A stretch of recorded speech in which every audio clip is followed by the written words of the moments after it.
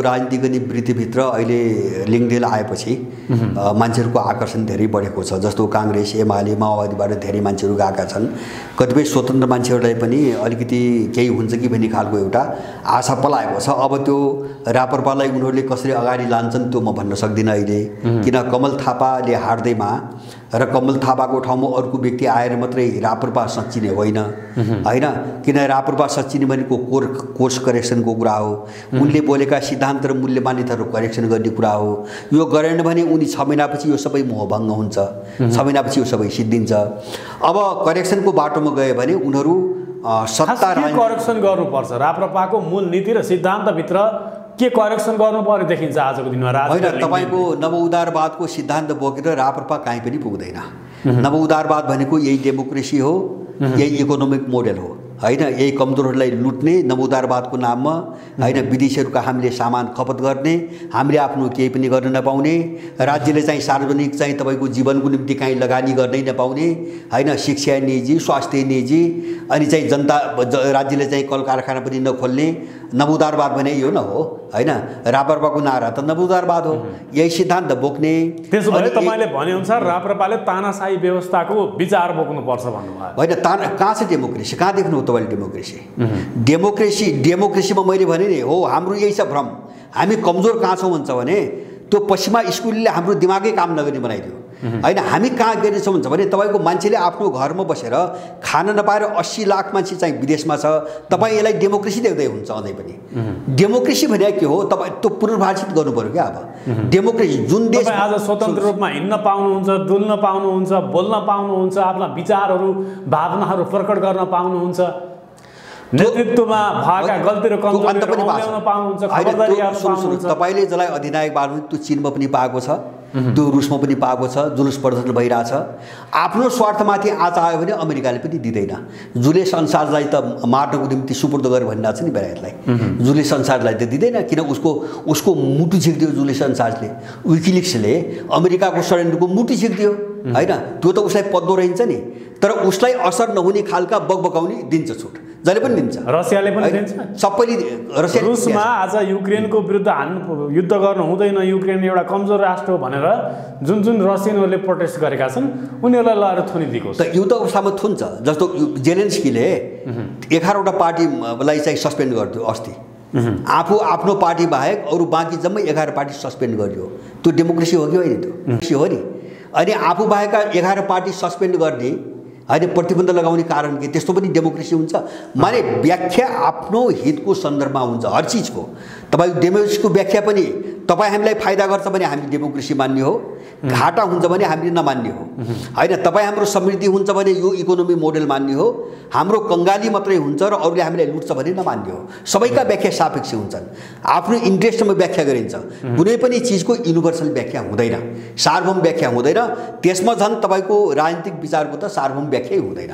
त्यसकारणले गर्दाखेरि हामीमा जो पश्चिमाकरणको प्रभाव परेको छ, मैले भने नि तपाईँ डेमोक्रेसी भन्दै हुन्छ, तपाईँ डेमोक्रेसी हुन्थ्यो, तपाईँले भोट हाल्नुभयो, गएको चाहिँ केही 4 वर्ष अगाडि भोट हाल्नुभयो, होइन। तपाईँले यिनले चाहिँ हामीले दिएको कर यसरी लुटेर खाउनु भने भोट हाल्यो तपाईँले। तर एउटा कुरा के छ भने भरतलालजी, तपाईँको तृणमूल पार्टीको तपाईँ अध्यक्ष हुनुहुन्छ, तपाईँको पक्षमा जनलहर आयो, तपाईँले अधिकतम सिट सङ्घमा जित्नुभयो, प्रदेशमा जित्नुभयो, बरु तपाईँ प्रधानमन्त्री बन्न पनि सम्भव छ नि आज देशमा।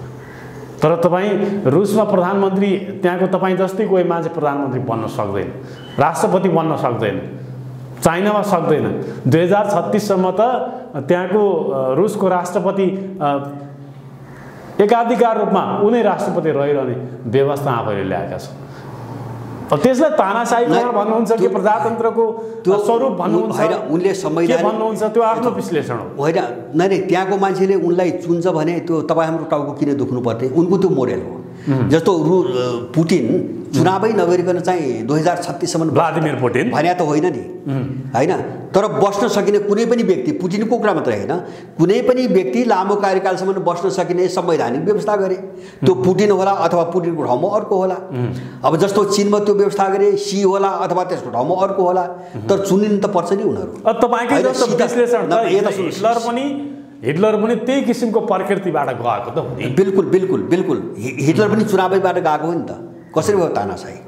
33 मा चाहिँ तपाईको आम जनताको चुनावबाट चाहिँ तपाईको चान्सल भएको होइन हैन हिटलरलाई तपाई कसरी तानाशाह हुनुहुन्छ चुनावै भएको कारणले लाखौं यहुदीको कत्लेआम गरेको दुनियामा करोडौं मान्छेहरुको नरसंहार गरेको त्यो मान्छे दार्शनिक हुन्छ कि महात्मा हुन्छ कि होइन कत्लेआम गर्यो तपाई हिटलरको कुरा मात्रै किन गर्नुहुन्छ अमेरिकाले दोस्रो विश्वयुद्धपछि 2 करोड मान्छे मार्यो तपाई त्यो तथ्याङ्क हेर्नु भएको छैन 2 करोड मान्छे मार्यो दोस्रो विश्वयुद्धपछि अमेरिका एक्लैले नेटोको नाममा हैन त्यति त हिटलरले त मारेन नि माने अमेरिका कसरी डेमोक्रेटिक भयो हैन ब्रिटिशहरुले यस्तो मान्छे मारे ब्रिटिश साम्राज्य कालमा उनीहरु कसरी डेमोक्रेटिक भए माने के चीजलाई मापदण्ड बनाइरा छौं हामीले हैन के चीजलाई मापदण्ड बनाएर मापदण्ड त हुनु पर्यो नि त जस्तो डेमोक्रेसीको पनि मापदण्ड त हुनु पर्यो केलाई हो डेमोक्रेसी भनेको हैन तपाईले कसैका मोडेल डेमोक्रेसी होइन जस्तो मैले भन्दै थिए तपाईले भोट हाल्नु भएको होइन या मान्छेहरुलाई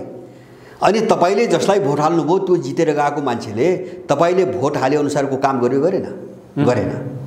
गरेन काम त उल्टो गर्यो तपाई के गर्न सक्नुभयो त अब हामीले निर्वाचन आउँदा तपाईले जनप्रतिनिधि पठाउँछौं त्यो त दासहरुको हो त्यतै हो दासहरुको अर्को डाँगा चुन्नुहुन्छ तपाई त्यही त हो कहिले एमाले डाँगा चुन्नुभयो कहिले कांग्रेस उनको चुनाव पद्धति के भन्छ एउटा डाँगा छान हैन त्यही डाँगालाई तिमी मानिरहौ भन्ने चाहिँ मानिरहौ त्यो डाँगाहरु मध्ये एउटा डाँगा छानिराख तपाई त्यो डाँगालाई पठाइसकेपछि तपाईलाई जब केही गर्ने राइट छैन भने त्यो डेमोक्रेसी हैन त्यो गुलामी हो हामी यही बुझिरहेका छैनौं यो डेमोक्रेसी हुन्थ्यो भने तपाईले चुनेर पठाएको मान्छेमाथि तपाईको लगाम हुन्छ कि हुँदैन उलाई तपाई त्यहाँबाट फाल्न पाउने कि नपाउने उसमाथि तपाईले कारबाहीको प्रक्रिया अगाडि बढाउन पाउने कि नपाउने जब त्यो छैन भने त्यो कसरी हैन रुसमा व्लादिमिर पुटिन नराम्रो काम गरिरहेका छन् भने त्यहाँका जनताहरूले फाल्ने अधिकार उनीहरुलाई भएन के किन भएर कसरी भएन भन्नु तर नेपालमा त 5 वर्षमा फाल्ने राइट किन भएन भन्नुहुन्छ क्या मैले यही हो त बुझाइ नै गलत यही हो चुनाव हुन्छ तर उनीहरुको त्यो जुन किसिमबाट चुनाव हुन्छ उनीहरुको पक्षमा नतिजा आउने किसिमबाट नतिजा ल्याउनु पर्यो नि त अरु पनि त उठ्छन् नि पुटिनको पार्टी मात्रै छैन उनको डुमामा चुनाव हुन्छ उनको संसदमा डुमामा चुनाव हुन्छ डुमाले पुटिन छान्ने हो हैन डुमाले पुटिन वाक स्वतन्त्रतादेखि लिएर हरेक कुराहरुमा हैन कसरी छैन भन्नुभयो मैले यो बुझिने क्या तपाई मिडियाहरुमा बन्देज गराएको छ तपाई बीबीसी को समाचारहरु हेर्नुस् कसको बीबीसी को समाचारहरु अनि इनले रसियन मिडिया ब्यान्ड गरेछन् छैनन् रसियाले मात्रै किन दिने बीबीसी लाई जस्तो इनले रसियन सारा मिडियाहरु ब्यान्ड गर्छन् भने जस्तो युरोप र अमेरिकामा रसियन मिडिया त सबै ब्यान्ड छ अहिले भने रसियाले मात्रै दिनुपर्ने कारण के त किन उनलाई दिने जस्तो बीबीसीले के भनिरहेको छ भने रसियामा एकहोरो व्लादिमिर पुटिनको पक्षमा मिडियाहरु वकालत गर्ने गर्छन् भनेर भनिरहेको छ एकहोरो त्यो बीबीसी को कुरा हो मैले हेर्छु सब मिडिया हेर्छु विरोधी मिडिया पनि हेर्छु रसियाका उनीहरुले पश्चिमाको आवाज भनिरहेका छन् हैन पश्चिमाको आवाज मात्र हैन त्यो अहिले चाहिँ पश्चिमा मिसनमै जो बीबीसी चाहिँ ब्रिटिश सरकारले सञ्चालन गर्ने संस्था हो तपाई कसरी स्वतन्त्र मिडिया भन्दै हुन्छ गभर्नमेन्टको के रे चाहिँ फन्डिङमा चाहिँ काम गरिरहेको मिडियालाई तपाई कसरी स्वतन्त्र मिडिया भनिराख्नु भएको छ हैन बेलायतको पोलिसी जे छ बीबीसी को पोलिसी पनि त्यही हो तपाई बीबीसी का हेर्नुस् त युट्युब हेर्नुस् वा न्यूज हेर्नुस् हैन कहिले इनले युक्रेनलाई भट्काएर यहाँसम्म ल्याउनुको निम्ति अमेरिकाले नेटोले यो गर्यो भने बीबीसीले एउटा समाचार दिएको ठाउँमा भएको तपाईँ मिक्स सम्झौता युक्रेनले पालना गरेन भनेर बीबीसीले समाचार दिएको सुन्नुभयो किन दिँदैन हो त्यसकारणले यो चाहिँ तपाईको माने हाम्रो समस्या के हो भाइ भन्छ भने हामी पश्चिमा स्कुलिङ र उनको शिक्षा प्रणालीको जहरको सारांश के बुझ्नु पर्यो अचेत भइरहेका छौं यसको सारांश के बुझ्नु पर्यो भने नेपालको डेमोक्रेटिक सिस्टम यो डेमोक्रेटिक सिस्टम होइन भन्ने बुझ्नु पर्यो हैन होइन डेमोक्रेटिक भए त जनता खुसी हुन्थ्यो नि त डेमोक्रेटिक सिस्टम भएको भए मैले यहाँ मात्रै भन्दैन जस्तो यहाँ मात्रै भन्दैन मैले त समग्रमा डेमोक्रेसीको यो मोडेलकै कुरा गरिरहेको छु डेमोक्रेसी हुन्थ्यो भने मैले भन्नुस् न म तपाईले डेमोक्रेसी भनेको के हो त्यसको चार्जेट के हो मान्छे पिपुल हैन नागरिक खुसी होस् सुखी होस् सुरक्षित होस् रोजगार होस् त्यही नै हो डेमोक्रेसी भने डेमोक्रेसी भने तपाई गएर सत्तामा गएर लुट्ने भने त होइन नि पावरमा को जान्छ भन्ने कुरा आम पिपुललाई के मतलब हैन पावरको कुरा चाहिँ पोलिटिकल इलिटहरुको कुरा हो हैन पोलिटिकल अभिजातहरुको कुरा हो यो आम जनतालाई यसको सरकार हुँदैन आम जनतालाई आफ्नो जिन्दगीको सरकार हुन्छ हैन काम गरेर श्रम गरेर सुरक्षित रहेर खुशीसँग बाँच्न पाउनु पर्यो आम मान्छेको सरकार यति हो कहाँ छ तपाईको चीन अधिनायकवादी भन्नुभयो चीनले बेरोजगारी उन्मूलन गर्यो पोभर्टी लाइन गरेको चीनमा बेरोजगारी छैन हैन इन्डियामा चाहिँ करोडौं मगन्ते छन् हैन गरिबीको रेखा मुनि चाहिँ तपाईको 30 करोड मान्छेहरु छन् तपाई डेमोक्रेसी भन्दै हुनुहुन्छ हैन। जसले जनतालाई तपाईको अमेरिकामा प्रत्येक स्कुलमा प्रत्येक सडकमा सार्वजनिक ठाउँमा एउटा दिमाग विक्षिप्त भए मान्छेले फटाफट गोली चलाएर यसरी मान्छे मारिरहेछ हैन। झनै झनै प्रत्येक हप्तामा चाहिँ तपाईको त्यो घटना घटिरहेछ। किन खुसी छैन मान्छे? कसलाई डेमोक्रेसी भन्दै हुन्छ तपाईँ? कसको निम्ति हो डेमोक्रेसी? यो आम मान्छेको निम्ति हो भने बहस गर्नु पर्यो हैन। अब हामी उनले फैलाएको कुप्रचारमा लागेर त्यो एलिटको पक्षमा मात्रै हामीले चाहिँ बोल्ने हो भने त्यो डेमोक्रेसी हो। यसमा धेरै छलफल गर्नु पर्दैन। त्यसकारणले यो पुनर्विचार गर्नुपर्ने, मैले भने नि मोडालिटी, कसैले चाहिँ दलहरू खडा गर्ने, डाकाहरू चाहिँ खडा गर्ने, एउटालाई छान भन्ने, कसैले त्यो मोडेल अपनाए, कसैले के अपनाए, ऊ संसदमा जान्छ, डुमामा चुन्छन्। डुमामा त प्रतिनिधित्व जनताले चुन्छ नि, रुसमा पनि, अनि डुमाले पुटिन छान्ने हो। चीनमा पनि त देशभरि चुनाव हुन्छ र त्यहाँ मान्छे चुनिन्छन् हैन। कांग्रेसमा जान्छन्, कांग्रेसको मान्छेले चुन्ने हो। किन हुँदैन चुनाव?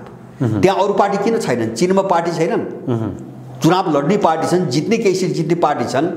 त्यही रसियामा चाहिँ 7-8वटा पार्टीहरू डुमामा जितेका छन्। दोस्रो ठुलो चाहिँ कम्युनिस्ट पार्टी छ, सायद मलाई लाग्छ 30-31 सिट छ उसको। कसले भन्छ चुनाव हुँदैन? भनेपछि माने यो साम्राज्यवादीहरूको हौवा हो। त्यसकारणले हामी अलि कन्टेन्टमा अन्तर्वस्तुमा हामी राप्रपाको एजेन्डाबाट व्याख्या गर्दै गर्दै उहाँसम्म पुगेछौँ। राप्रपाले अवलम्बन गरेका के एजेन्डाहरू, विचारहरूमा के सुधार गर्नुपर्छ भन्ने पक्षमा हामी बहस गर्दै थियौँ। होइन, सुधार त यस्तो हो, जस्तो मेरो भनाइ के हो भन्छ भने, जस्तो हामी जसरी गइरहेको छौँ, मेरो भनाइ के हुन्छ भने यो प्रजातन्त्र, विकास, मानव अधिकार अथवा चाहिँ तपाईँको विभिन्न नाममा यो पश्चिमा जो चक्रव्यूह विश्वभरि चाहिँ गाजो नि, यो चक्रव्यूहले हामी यसको जहरबाट पहिले निस्कन जरुरी छ हैन। र यसलाई आफ्नो आवश्यकता, हाम्रो आफ्नो आवश्यकता, सबै देशमा आफ्नो आवश्यकता फरक छन्। चीनीहरूको आवश्यकता फरक छ, किन अर्काको मोडेल बोक्नु पर्यो हैन? किन पश्चिमा मोडेल बोक्ने, किन बोक्ने चीनले, रुसले किन बोक्ने, जबकि त्यो समाजै फरक हो हैन। त्यहाँको सामाजिक सम्बन्धै बेग्लै छ, त्यहाँको सभ्यतै बेग्लै छ, उनको आवश्यकता बेग्लै छ।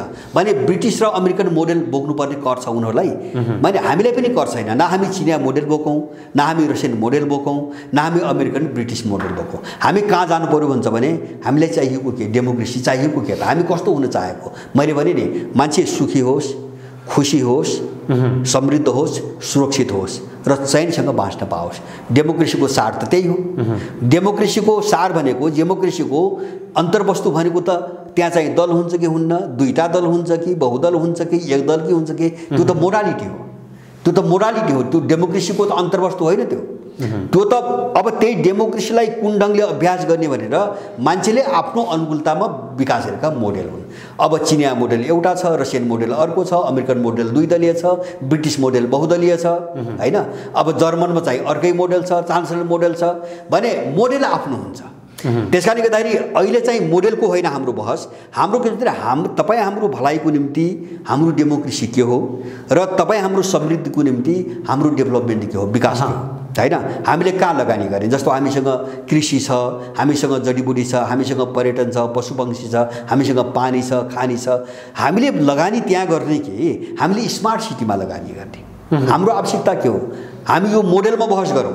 हाम्रो विकास जे हो हामी त्यहाँ जाउँ हैन। जे उनले लुट्नको निम्ति हामी माथि बोगाइरहेछन्, हामी त्यहाँ जाने। जस्तो नेपाललाई के विकास भन्नुहुन्छ? विकास होइन यो त बजार हो हैन। मान्छेले विकासलाई चाहिँ बजारलाई विकास भनिरहेछ, झिलिमिली विकास होइन हैन। यो सबै विदेशी माल हो। नागरिकको जीवन स्तरमा जबसम्म परिवर्तन आउँदैन विकास पनि भनिँदैन। र नागरिक जबसम्म चाहिँ कुनै पनि चाहिँ तपाईँको निर्णायक रूपमा काम गर्ने अधिकारमा रहँदैन तबसम्म त्यसलाई डेमोक्रेसी भनिँदैन। त्यसकारण हो यो लडाइँ हो, विश्वको अहिलेको यो सङ्कट यो हो। मैले यहाँ जोड्न खोजेको विश्वको जब मैले भने दुईवटा समानान्तर विश्वको उदय भयो नि अब युक्रेन घटनापछि हैन। त्यो चाहिँ पावरहरूको चाहिँ टक्राउ मात्रै होइन, हामी यो भ्रममा छौँ हैन। त्यहाँ इकोनोमी पनि बेग्लै खालको छ, त्यहाँ पोलिटिकल सिस्टम पनि बेग्लै खालको छ, त्यहाँ चाहिँ अन्तर्राष्ट्रिय नेटवर्किङ पनि बेग्लै खालको छ। इन्टरनेट त आफ्ना चाहिँ बनाउने दिशामा गइसक्यो। इन्टरनेट पनि अब ग्लोबल इन्टरनेट भङ्ग हुने स्थिति आइसक्यो भने तपाईँको त्यहाँ सिँगै एउटा युगका विरुद्ध लड्ने आधुनिकतावादको नाममा यो नवोदारवादसम्म पश्चिमाहरूको जो अत्याचार थियो यसको अन्त्य हुँदैछ। यो ढल्यो, अब यो ढल्यो होला, यसको एउटा ब्लक रहला हैन। तर विश्वमा यसको वर्चस्वको अन्त्य भयो। लडाइँ एउटा युक्रेन रसियासँग हार्यो भन्दैमा यो सबै पश्चिमाहरूको प्रभाव हराउँछ भन्ने कुरा लाग्छ तपाईँलाई? विश्वास हुनुहुन्छ? युक्रेन निमित्त कारण हो, युक्रेन निमित्त कारण। त्यो त कुनै पनि घटना विस्फोट अझैसम्म हारिरहेको छैन, होइन भने युद्ध लडिरहेको होइन। युद्ध युक्रेनले नहारे पनि मैले जे भने त्यो भयो। अब युक्रेन नहारे पनि मैले जे भनेको छु त्यो भयो। के भयो भन्छ भने अब पश्चिमाहरूको एकल वर्चस्वको अन्त्य भयो। अब विश्वको राजनीतिमा अमेरिकाको वर्चस्व भनौँ न अझ गयो अन्त्य भयो। अब यिनको जो मोनोपोली एकलौटी थियो नि, यिनले चाहेपछि जे पनि हुने, पहिलो कुरो त्यसको अन्त्य भयो। नम्बर 1 पावर ब्यालेन्स चाहिँ तपाईँको उल्टियो। नम्बर 2 ग्लोबल अर्डर जो भन्थे नि यिनीहरूले, त्यो अर्को अर्डर चाहिँ तपाईँको उसमा आयो होइन। केवल रसियाले मात्रै पश्चिमा राष्ट्रहरूको प्रभाव आज चीनले हेर्नुहोस् आफ्नो इकोनोमिक फाइदाका लागि उसले बेनिफिटको लागि मात्रै हेर्दै गर्छ। यही हो हाम्रो बुझाइको समस्या के हो भाइ भन्छ भने चीनले रसियालाई हतियार दिन सक्दैनौँ यदि आवश्यक पर्यो भने पनि भनेर भनिरहेको छ। यता सुन्नुहोस्, हाम्रो बुझाइको समस्या कहाँ छ भन्छ भने हामीले कुनै पनि घटनालाई मैले भने नि हामीले रसिया मात्रै देखिरहेछौँ। हामीले रसिया मात्रै देखिरहेछौँ। हामीले के देखिरहेको छैनौँ भन्छ भने युक्रेनमाथि हात हाल्नुभन्दा अगाडि होइन जति पनि डेभलपमेन्टका प्रोसेस थिए, चीन रुस लगायत अरू पनि देशहरू है, जस्तो समानान्तर अब साङ्घाई कोअपरेसन सङ्गठन छ होइन, अब ब्रिक्स ब्याङ्क छ, ब्रिक्स समूह छ, के अरे चाहिँ AIIB भन्ने अर्को ब्याङ्क छ। अब केही दशक झन्डै दशकदेखि एउटा समानान्तर विश्वको निर्माणको निम्ति यत्रो योजनाबद्ध पहल भइरहेछ होइन। त्यसमा यो ब्लकले काम गर्दै आछ, सारा चिज आछ र त्यो सबै हिसाब किताब गरिकन, जस्तो अब इकोनोमी कस्तो बनाउने होइन, पोलिटिकल सिस्टम कस्तो बनाउने होइन, अथवा इन्टरनेट सिस्टम कस्तो बनाउने, अब टेक्नोलोजी चाहिँ कसरी अगाडि बढ्ने। तर सरसर्ती हेर्दा त तपाईँले भनेको कुरा पनि एक ठाउँमा रहला, तर सरसर्ती हेर्दा के देखिन्छ भने पश्चिमा राष्ट्रहरू एकातर्फ, रुस एकातर्फ र चीन एकातर्फ, तीनटा ध्रुव भएको जस्तो देखिन्छ कि। मैले हो त्यो आँखाको हेराइ हो, त्यो मस्तिष्कको हेराइ होइन, त्यो आँखाको हेराइ हो। मैले समस्या केवल कम्युनिस्ट राष्ट्रहरू भएको आधारमा कम्युनिस्ट मात्रै छैन, कम्युनिस्ट मात्रै होइन। तपाईँको टर्की कहाँको कम्युनिस्ट हो, इन्डिया कहाँको कम्युनिस्ट हो। तपाईँको अहिलेको त देख्नुहुन्छ रसियाली परिणाम बाहिर जो हेर्दाखेरि त जस्तो अमेरिकनहरूको नाकाबन्दीलाई इन्कार गरेर अहिले ग्यास त किन्न थाल्यो नि त इन्डियाले होइन। त्यो कुरा अमेरिकाको कुरा स्वीकार गरेन होइन, प्रतिबन्ध लगाएको छ तर सस्तोमा पाएपछि अमेरिकाको अर्डर मानेन होइन। तपाईँको इन्डियै त्यसमा छ। त्यहाँ त चाहिँ फेरि रुस आफै कम्युनिस्ट देश होइन, पुटिन आफै कम्युनिजमको विरोधी हुनु। उनले भनिरहेछन् अहिले रुसको यो हालत पुर्याउनुमा लेनिनको चाहिँ तपाईँको भूमिका छ भनिरहेछन्। किन उनले चाहिँ हिजो सोभियत सङ्घको पालामा गलत व्याख्या गरेर रुसको भूभागलाई चाहिँ तपाईँको एउटा स्वतन्त्र राष्ट्रको दर्जा नदिएको भए यो समस्या आउँथेन भनेर उनी बोलिरहेछन्। उनी कम्युनिस्ट विरोधी हुन्, कम्युनिस्ट पनि होइनन् होइन। त्यो मात्रै होइन, एउटा ब्रान्ड हो, चिनै होइन कम्युनिस्ट।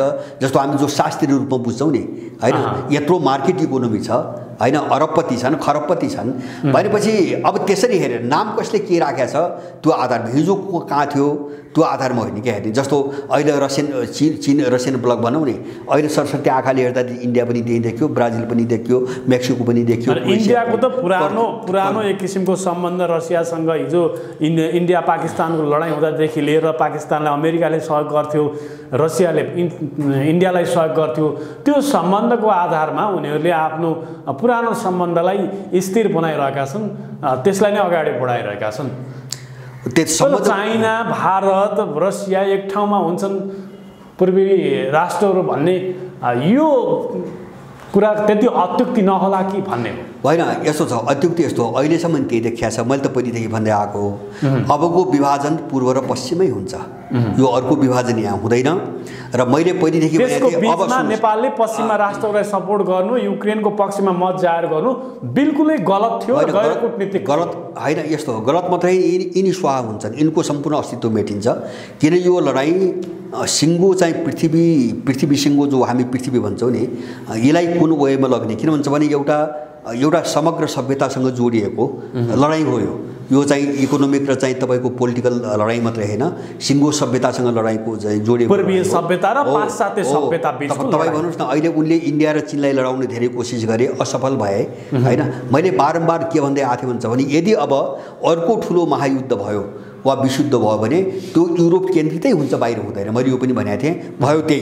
किन भन्छ भने त्यो सिभिलाइजेसनले काम गरेको छ होइन। किन भन्छ भने पूर्वीय सभ्यता के हो भन्छ भने त्यो जाति निषेध, धर्म निषेध, भाषा निषेध पुरै द्वेषबाट विकास भएको सिभिलाइजेसन हो पश्चिमा सिभिलाइजेसन।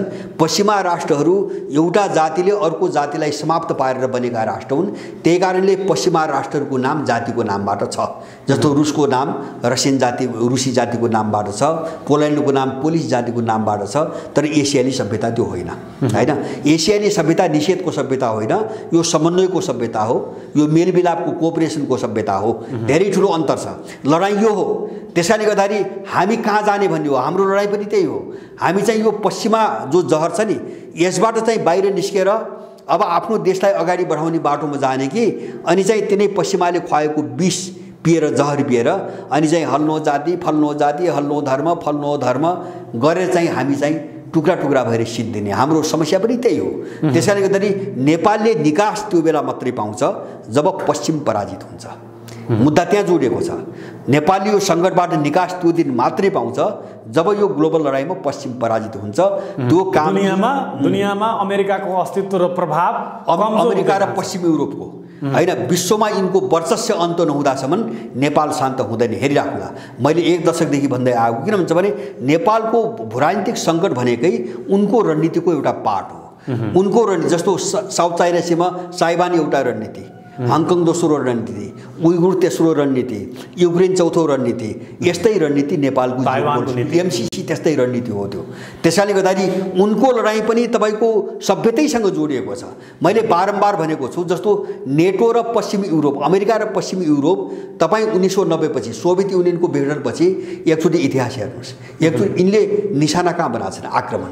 यिनले पूर्वी युरोपलाई हैन, जस्तो युगोस्लाभियामाथि आक्रमण गरे, 6 टुक्रा बनाए हैन। तपाईँ चेकोस्लोभाकियालाई टुक्र्याए उनले। अब के अरे चाहिँ तपाईँको अनि चाहिँ पूर्वी युरोपमा नेटोको विस्तार गरे, युक्रेनलाई यहाँ ल्याए।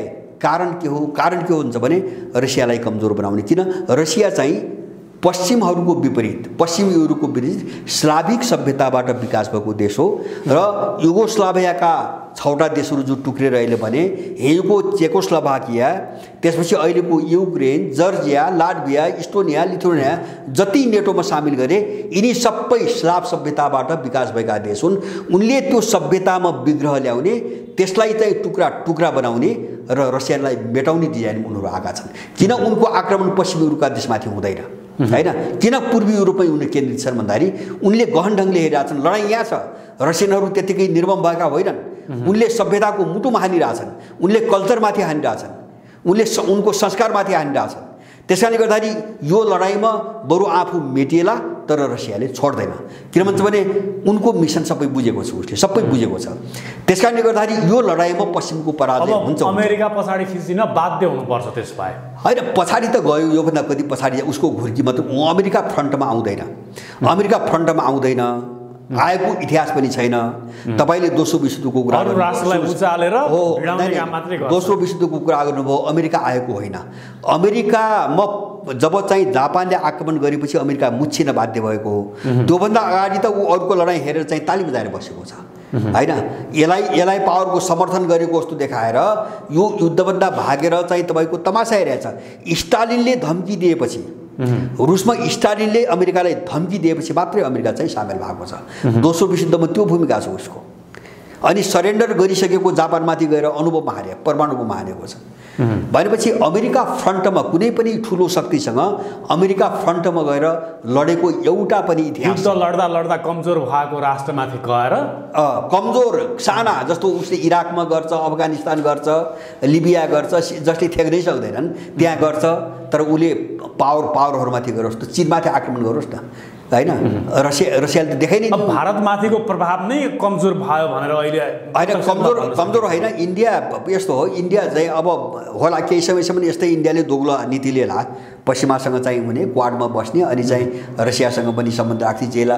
तर उसको यो धेरै दिन चल्दैन, उसको यो धेरै दिन चल्दैन। यो जति बढ्दै जान्छ नि उसको केही समयपछि यो सबै भङ्ग हुन्छ।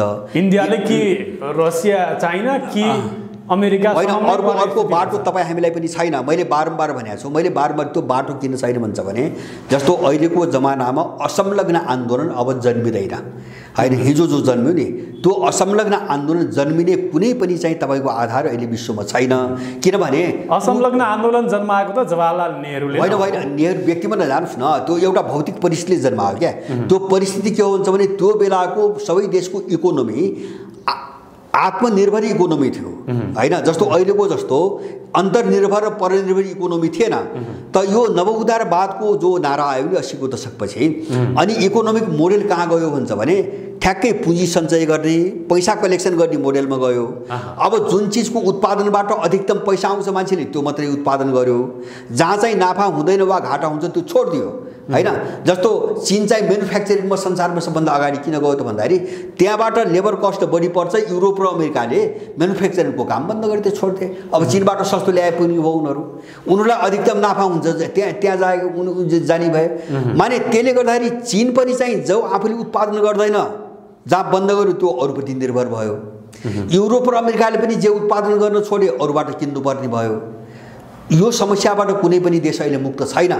त्यसकारणले अब चाहिँ तपाईँको अब जस्तो अहिले इन्डियाको चीन अलिकता पोलाइटली भएको इकोनोमिक कन्डिसन चीनको चाहिँ हाइली भएको पनि नव उदारवादमा गएपछि नै हो। बजार अर्थतन्त्रको बाटो लिएपछि हो। तर चाहिँ उनको धेरै सन्तुलित छ होइन। उनको कस्तो छ भन्छ भने पश्चिमाहरू जस्तो उदारवादको प्रयोग पनि पश्चिमाहरूको मार्काको छैन। उनले बजारभित्र हात हाले मात्र त्यति कुरा हो। तर आफ्नो देशभित्र आफ्नो चाहिँ अर्थतन्त्रलाई उनले चाहिँ मेन्टेन गरेका छन्। उनले अराजक बन्न दिएका छैनन् होइन, मेन्टेन गरेका छन्। जस्तो चाहिँ यो केही समय सायद 8-9 महिना भयो चीनको एउटा निर्णय बाहिर आएको थियो। उनले जो अधिकतम सम्पत्ति कमाएर जो चाहिँ अरबपति खरबपति भए उनको निश्चित पर्सेन्ट राज्य कोषमा जम्मा गर्नुपर्ने एउटा डिसिजन गरेका छ। किन यो छाडा पुँजीपति बन्न नदिने उसको रणनीति छ। त्यसले चाहिँ पब्लिक सेक्टरबाट चाहिँ राज्यलाई कटाउँछ। त्यो खतराबाट उनीहरू सचेत छन् होइन। जो पब्लिक सेक्टर हो त्यसबाट चाहिँ तपाईँको सम्पत्तिको पर्सलाई अलग हुन नदिने र त्यो चाहिँ पब्लिक सेक्टरमा त्यो लगानी गरिराख्नुको निम्ति जसले चाहिँ अधिकतम पैसा कमाउँछ त्यसले चाहिँ अब निश्चित पर्सेन्ट चाहिँ राज्य कोषमा बुझाउनु पर्छ र त्यो चाहिँ सार्वजनिक चाहिँ हितको निम्ति त्यो लगानी गर्ने भनेर उनले निर्णय गरिसकेका छन्। त्यो पश्चिममा त छैन होइन। जस्तो पश्चिममा बेरोजगारी हुने कारण त्यो उनले त धनीबाट पनि पैसा असुलेर त्यो बेरोजगारी अन्त्यको निम्ति त्यो योजनामा लगाइरहेछन्।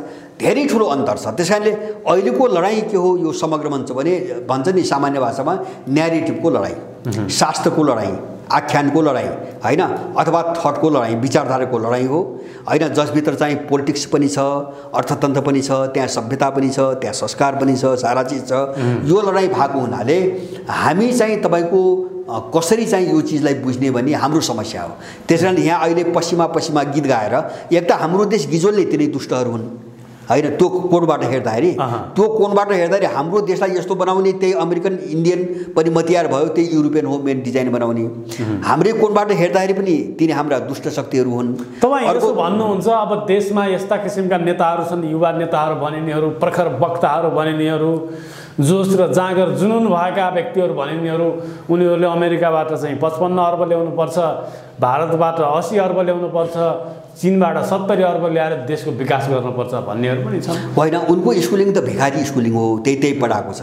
गगन थापाले त्यो किसिमको अभिव्यक्ति दिएको त संसदमा अभिव्यक्ति दिएको त तपाईले हेर्नु भयो। पश्चिमा शिक्षाबाट दीक्षित मान्छे भनेकै भिखारी हो, उसको दिमागै भिखारी हुन्छ र उसले जस्तो यहाँ छ नि तिनी इकोनोमिस्ट भन्ने मान्छे देख्नु। गगन थापा भिखारी हो त्यसै आजको दिनमा होइन। गगन थापा मात्रै तपाईँ कुरो नगर्नुहोस्। यहाँ चाहिँ स्कुल अफ थटबाट जो आए एउटा प्रोफेसरको कुरा गर्नुहोस्, उनी भिखारी हुन्। किन भिखारी हुन् भन्छ भने सबैका मुखबाट तपाईँ के सुन्नुहुन्छ, विदेशी ऋण र अनुदान बन्द भयो भने देश डुब्छ, देश बर्बाद हुन्छ भने उनको मन्त्र त्यही छ। किन त्यही पढाएको छ उसले, उसको दिमागै उसले भोट दिएको छ होइन। यथार्थ के हो भन्छ भने विदेशी ऋण र अनुदानले कुनै पनि देश पार लागेको इतिहास छैन। कुनै पनि देश बनेन जबसम्म आफ्नो स्रोत साधन प्रयोग गरेन नि। आफ्नो खुट्टामा नभएको देश संसारमा कहिले पनि सम्पन्न भएको छैन होइन। हामी तथ्य त हेर्नु पर्यो नि। तर तथ्यले के पनि भन्छ भने अमेरिका सबैभन्दा ऋण धेरै लिने राष्ट्रमध्ये, दुनियाँका राष्ट्रहरूमध्ये सबैभन्दा धेरै ऋण लिने अमेरिका पर्छ नि। चाइना उस्तै अग्रपङ्क्तिमा छ ऋण लिने होइन। सबभन्दा ठुलो ऋणी अमेरिकै हो अहिले। त्यो बाहिर देख्दाखेरि हो, तपाईँले ठिक भन्नुभयो। जस्तो बाहिर देख्दाखेरि जस्तो जीडीपी भनेको उनले सामान्य हेर्ने जीडीपी हो, टोटल देशमा त्यो वस्तु कति उत्पादन हुन्छ त्यसको मूल्य पैसामा कन्भर्ट गर्दाखेरि जति आउँछ त्यसलाई जीडीपी भन्छ।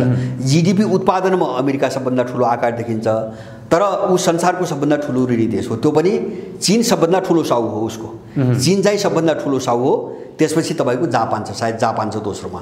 भनेपछि अब ऊ पनि एउटा चाहिँ धर्मको अवस्थाबाट गुज्रिरहेछ। मैले भने यो युद्ध ऊ किन हात हाल्न सक्दैन त भन्छ भने यो सबै वारपार भयो भने त भोलि त डुब्छ, उसको त डुब्छ, जो ऋण छ नि त्यो सबै आफ्नो प्रभाव र प्रभुत्व दुनियाँमा कम हुँदै गयो भने अमेरिकाको ऊ कमजोर यो स्थितिमा चाहिँ डुब्न सक्छ भन्नुभयो हैन? होइन, त्यो मात्र होइन, जस्तो यो युद्ध भड्कियो, अलिकति फैलिँदै गयो, किताबन्दी कठोर भयो, जस्तो अब चीनपट्टि खुलेर चाहिँ अब तपाईँको देख्यो भने जस्तो उनीहरूले ऋण लिँदा उसको इकोनोमिक कन्डिसन डुब्न सक्छ भन्नुभयो हो। होइन, डिपोजिट जफत गरे तपाईँ के गर्नुहुन्छ? डिपोजिट जफत गर्दै त डुबेन होइन। जस्तो खरबौँको ऋण छ होइन, त्यस बाबत जो धरोटी राखिन्छन् नि त्यो धरोटी जफत भयो भने त गयो होइन। अथवा चाहिँ व्यापारिक सम्बन्ध सबै उ गऱ्यो भने त अमेरिका त थ्याक्ने हालतमा त छैन। अमेरिका त कसरी टेक्न खोज्छ भन्छ भने यस्तै ऊ चाहिँ आफ्नो गरेर चाहिँ तपाईँ उक्सिने बाटोमा छैन, अरूलाई आक्रमण गर्ने लुट्ने। जस्तो खाडीमा आक्रमण गर्यो नि, सबै तेल लुट्नको निम्ति गर्यो, खाडीको प्रत्येकमा दुईटा राष्ट्र भिडाइने र हतियार बेच्ने, एउटा हतियार बेच्ने अरू स्रोत साधन लुट्ने होइन। जस्तो खाडी पुरी क्षेत्रभित्र अहिले 80% तेल चुस्ने कम्पनीहरू अमेरिकन कम्पनी छन्, त्यतिको निम्ति आक्रमण गर्यो। जस्तो सिरिया र लिबियामाथि किन आक्रमण गर्यो? सिरिया र लिबियाले युरोपसँगको तेल कारोबार सुनमा गर्ने अथवा युरोमा गर्ने, डलरमा नगर्ने भन्ने जब निर्णय गरे नि हो, त्यो निर्णय बापत उसले सिरिया र चाहिँ लिबियामाथि आक्रमण गरेको छ।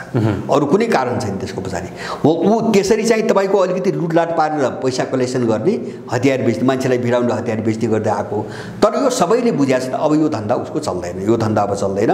किन केही वर्ष यता उसको हतियार बजारमा मोनोपोली पनि धेरै घटिसकेको छ। जस्तो हुँदा अब रसिया त थिँदै थियो, अब चीन चाहिँ तेस्रो ठुलो चाहिँ हतियार निर्माता भएर आयो, हुँदा अब त इन्डिया पनि बेच्न थाल्यो, फ्रान्स छँदैछ, इन्डियाले पनि बेच्न थाल्यो। भनेपछि अमेरिकाको त्यो उद्योग पनि अब चल्दैन। एउटा बोइङ थियो, बोइङ पनि पोहोरदेखि धराशायी भयो। अब ऊ युद्ध भिडाएर कसरी चाहिँ भएको हतियार बेच्न सकिन्छ भन्ने एउटै उपायमा छ।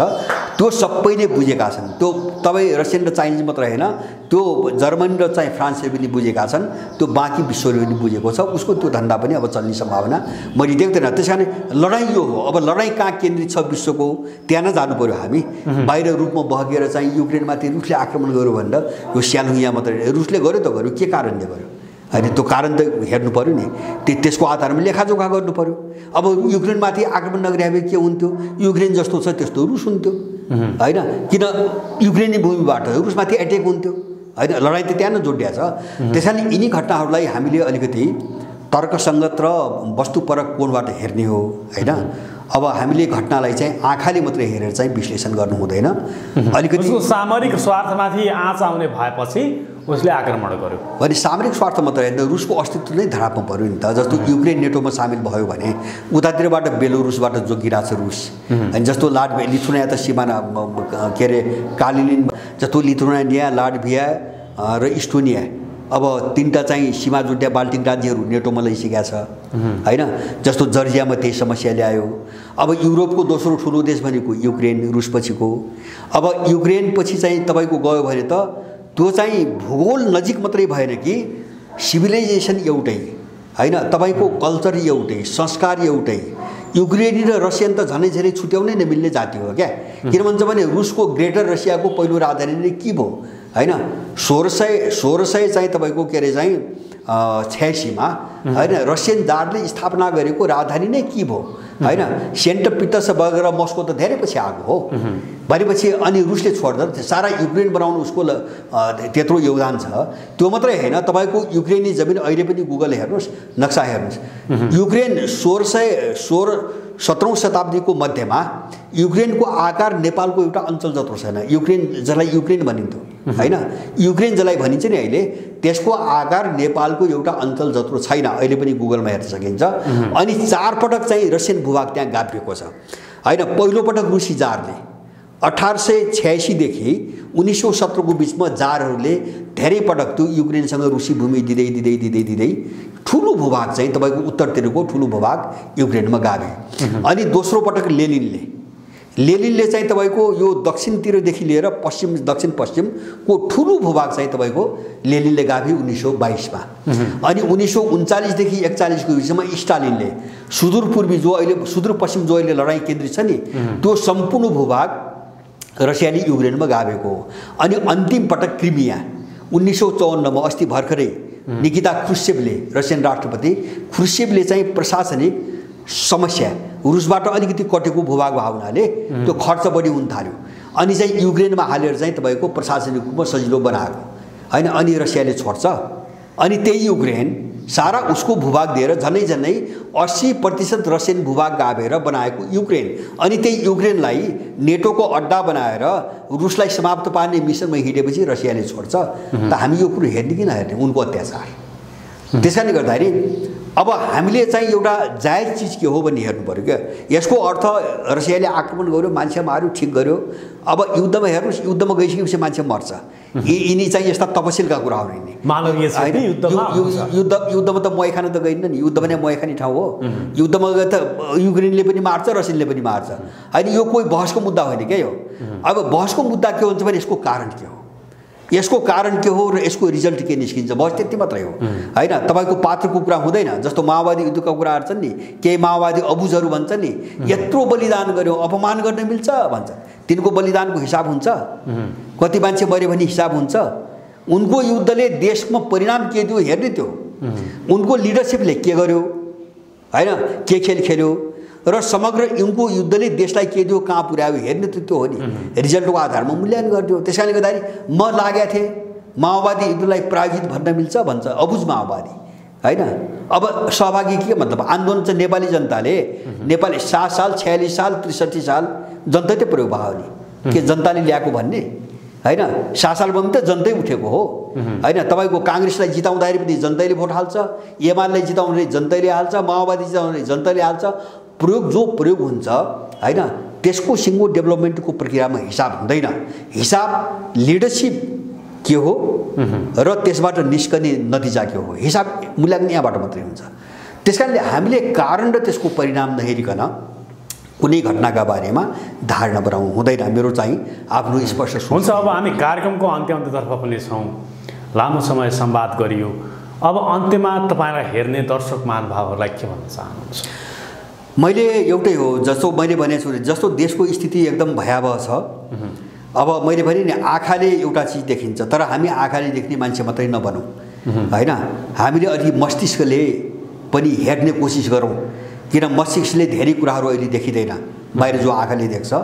त्यसकारणले नेपाल यदि चाहिँ अहिले विश्वको जो परिस्थिति छ यो मान्नुस् एकछिन पश्चिमाहरूको पक्षमा ढल्कियो भने नेपालको तस्बिर युक्रेनको रूपमा अगाडि आउँछ। यसमा मलाई कुनै पनि शंका छैन। त्यसकारणले अब जस्तो युक्रेनमा अहिलेको चाहिँ जस्तो अमेरिकनहरूले कहाँ पुर्याए त्यो त हामीले समाचारबाट धेरै कुरा बुझिरहेछौँ सुनिरहेछौँ हैन। अब उनीहरूले भित्र नेपालमा पनि त्यही गरिरहेका छन्। जस्तो अथि कार्गो जहाज आएको छ सेनाको इन्डियन आर्मीको के अरे अमेरिकन आर्मीको कार्गो जहाज आएको छ के सामान आउँछ कूटनीतिक नियोगका मान्छेहरू आएको भनेर हैन उनले भन्ने त्यही हो किन कूटनीतिक भनेपछि हेर्न पाइएन हैन। जस्तो अमेरिकन दूतावासको सामान भनेपछि खोल्न पाइएन।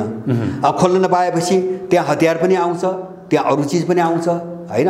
अब सबै चीज आछ। अब त्यो त यो आछि छ भन्न त सकिन्न। तर उनको कार्गो विमान के आयो कार्गो विमान ल्याउनु पर्ने कारण के हो त्यो त भन्नु पर्यो नि त। नेपाल सरकारले त्यो भन्नु पर्यो। देश यो ठाउँमा युएस एयरफोर्सको जहाज नेपालमा ल्यान्ड भयो र नेपाल त्यो जहाजभित्र के थियो भनेर नेपालले हेर्न पाउने त्यो अधिकार छैन नेपाललाई हैन। कूटनीतिक प्रक्रिया भनेपछि त्यो लेभल लगाइसकेपछि हेर्न पाइँदैन। कूटनीतिक नियमै त्यही हो।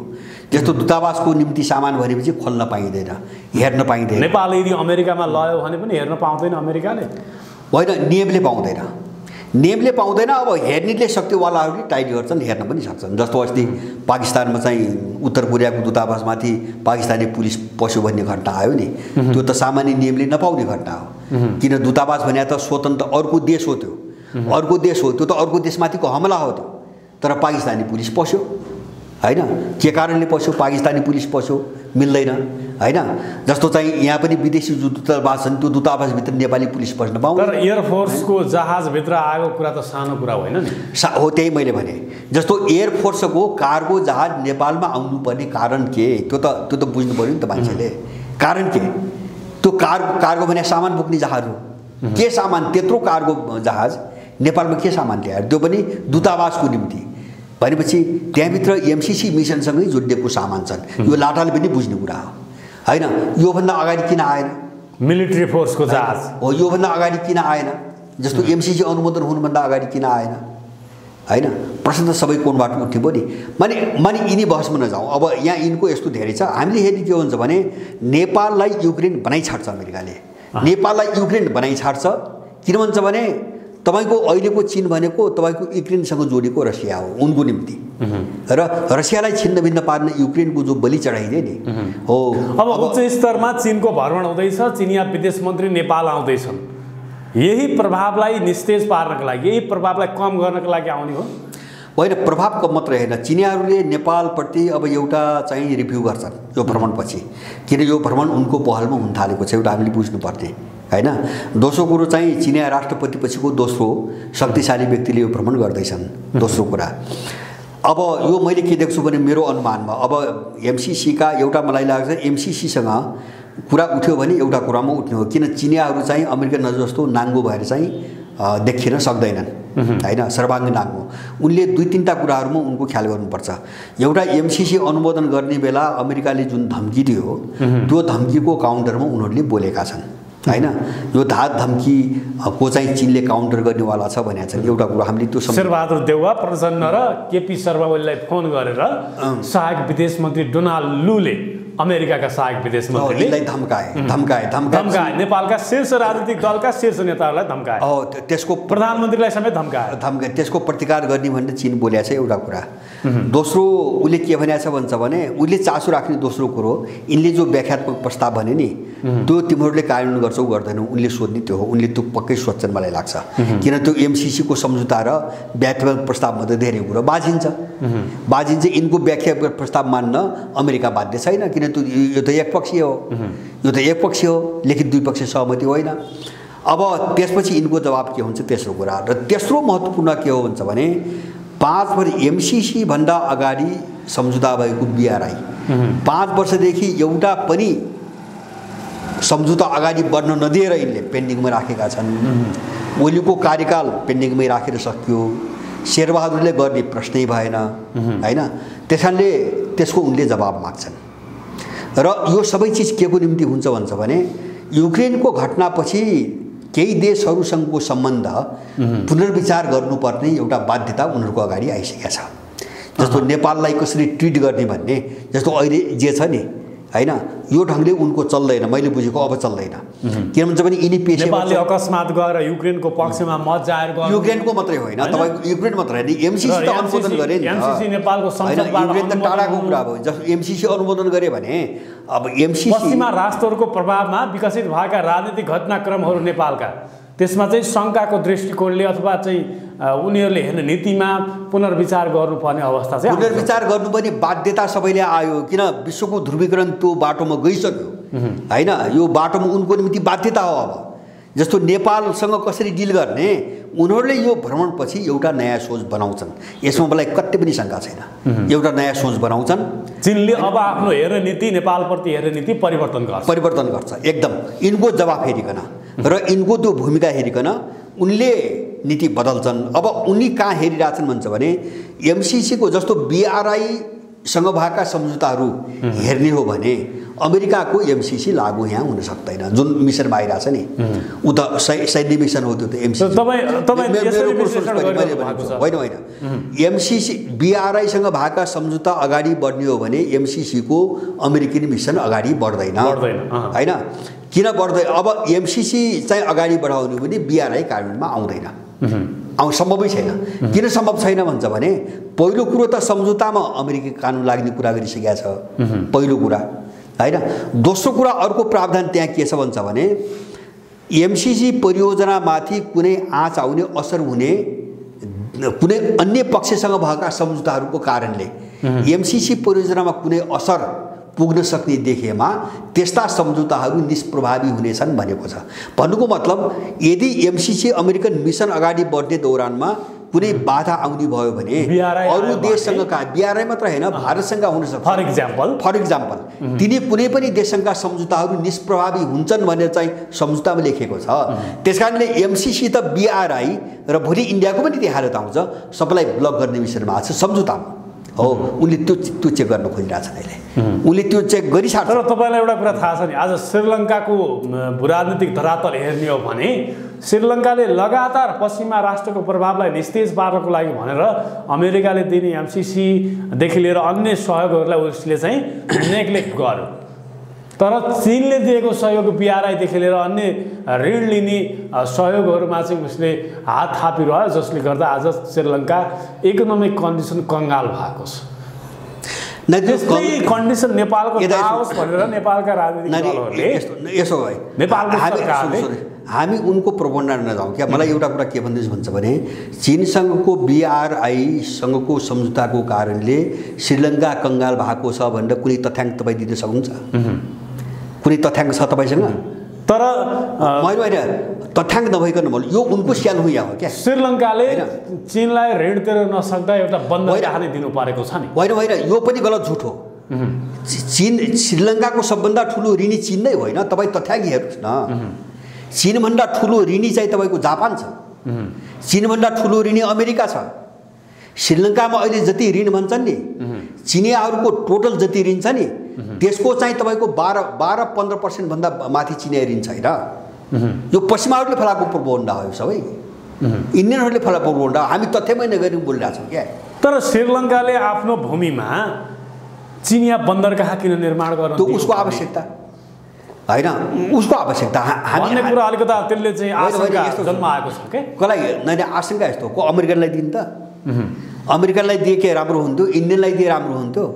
उसले आफ्नो फाइदा चीनलाई नै पोर्ट चाहिँ दिँदाखेरि 79 वर्षको लिजमा न हो, त्यो चीनले किनेको त होइन होइन। जस्तो त्यसो भए यहाँका यिनले किन दिने? त्यसो दिँदैमा बिग्रिन्छ भने जस्तो यहाँ पनि त विदेशलाई ठेक्का त दिएछन् नि, यहाँ विभिन्न प्रोजेक्टहरू यी हाइड्रो कम्पनीहरू सारा विदेशलाई दिएछन्, किन दिने? त्यो दिँदैमा बिग्रिने चीनलाई दिएर बिग्रिने भन्ने कुरा उनको प्रोपोगन्ड हो। हामीले हेर्ने के हो भन्छ भने अब वास्तविक तथ्याङ्कले के भन्छ हामीले त्यहाँ हेर्नु। मैले हेरेँ तपाईँले भनेको डेप्ट के अरे चाहिँ ट्र्याप भन्ने यिनले ठुलो विश्वव्यापी प्रचार गरिरहेछन् होइन। यदि यस्तो हो भने मान्नुहोस् न, मान्छेको पागल हो, यिनी मात्रै दिमाग भएका हुन्, संसारको मान्छे पागल हो होइन। किन दिन प्रतिदिन सबै देशहरू BRIसँग जोडिरहेछ? चीन त चाहिँ उत्तर के अरे संयुक्त राज्य अमेरिकाको चाहिँ आँगनमै पुगिसक्यो नि। निकारागुआले हस्ताक्षर गर्यो, पनामाले गर्यो होइन, उहाँ चाहिँ ल्याटिन अमेरिकामा अर्जेन्टिनाले गर्यो, अब चिलीले गर्दैछ, साल्भाडोरले गर्दैछ। भनेपछि यिनले डेप्ट ट्र्यापको जो कथा जति बगबगाउँदैछन् नि, अनि विश्वका सबै देशहरू झन्झन त्यो नेटवर्कमा किन जोडिन्छन्? फाइदा देखेर हो, मूर्ख त होइन नि त। हामी मात्रै जाने बुझेका छौँ भनेर दुनियाँलाई मूर्ख ठान्नु त भएन। भनेपछि यो प्रोपोगन्डा विरोधीहरूले गर्छ होइन। तपाईँ हामी जाने कहाँ हो भन्छ भने हामी जाने कहाँ हो भन्छ भने हामी जे कुरा बोल्छौँ नि त्यो तथ्याङ्कमा छ कि छैन भनी जानु पर्यो क्या। जस्तो श्रीलङ्काभित्र होइन, श्रीलङ्काको मान्छे पागल हो, तपाईँको त्यो त के अरे चाहिँ तपाईँको बन्दरगाह लिजमा दिएर मेरो। तर आज श्रीलङ्कामा जुन किसिमबाट इकोनोमिक क्राइसिस भएको छ नि, होइन क्राइसिस हेर्नुहोस्, क्राइसिस रातारात आउँदैन। तपाईँ तथ्याङ्क हेर्नुहोस्, क्राइसिस चाहिँ रातारात एकै वर्षमा चाहिँ तपाईँको देश डुब्ने कुरा हुँदैन क्या। यसको दशकौँ लामो पृष्ठभूमि हुन्छ। त्यत्रो चाहिँ तपाईँको के अरे चाहिँ 30 वर्ष विरुद्धमा फसेको देश हो। इन्डिया र पश्चिमाले के गरे? तामिललाई उठाएर 30 वर्ष रक्तपात मचाएनन्। अर्थतन्त्र सखाप त त्यसले पारेको हो श्रीलङ्काको होइन। उठ्नै नसक्ने गरी चाहिँ तपाईँको फसाए, विरुद्धमा फसाए होइन। त्यसलाई त्राण दिएर त्यहाँबाट मुक्त गरे त चीनले हो नि भाइ। त्यो त उनीहरू बिर्सेनन् नि। तामिललाई दबाएर चाहिँ त्यो विरुद्ध साम्य पारमा सहयोग त चीनको हो, त्यो त उनीहरूले बुझेका छन्। त्यसपछि न अलिअलि तङ्ग्रिन सुरु गरिरहेको श्रीलङ्का। भनेपछि फसायो श्रीलङ्कालाई कसले? इन्डियाले कति गर्यो? ल हेर्नुहोस् तपाईँको पृष्ठभूमि। ल BRI को नाममा ल चीनको BRI को परिकल्पना आएको 2014मा, सीमा चाहिँ सी राष्ट्रपति भए चाहिँ 13मा, 14मा चाहिँ BRI को कन्सेप्ट बाहिर आयो होइन। अब 14 पछि कति वर्ष भयो? 8 वर्ष। 8 वर्षमा श्रीलङ्का चाहिँ तपाईँको टाट पल्टेको हो चीनको कारणले। त्योभन्दा अगाडिको तथ्याङ्क हेर्नु न, श्रीलङ्का समृद्ध थियो होइन। यस्तो चिजमा हामी हिँड्न भएन क्या।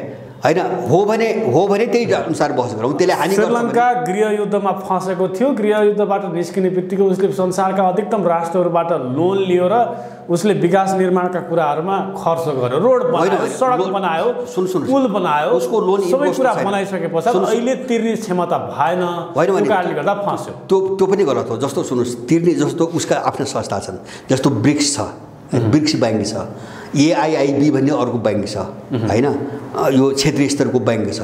अब गभर्मेन्ट पनि छुट्टै चाहिँ तपाईँको ऋणदाता भयो।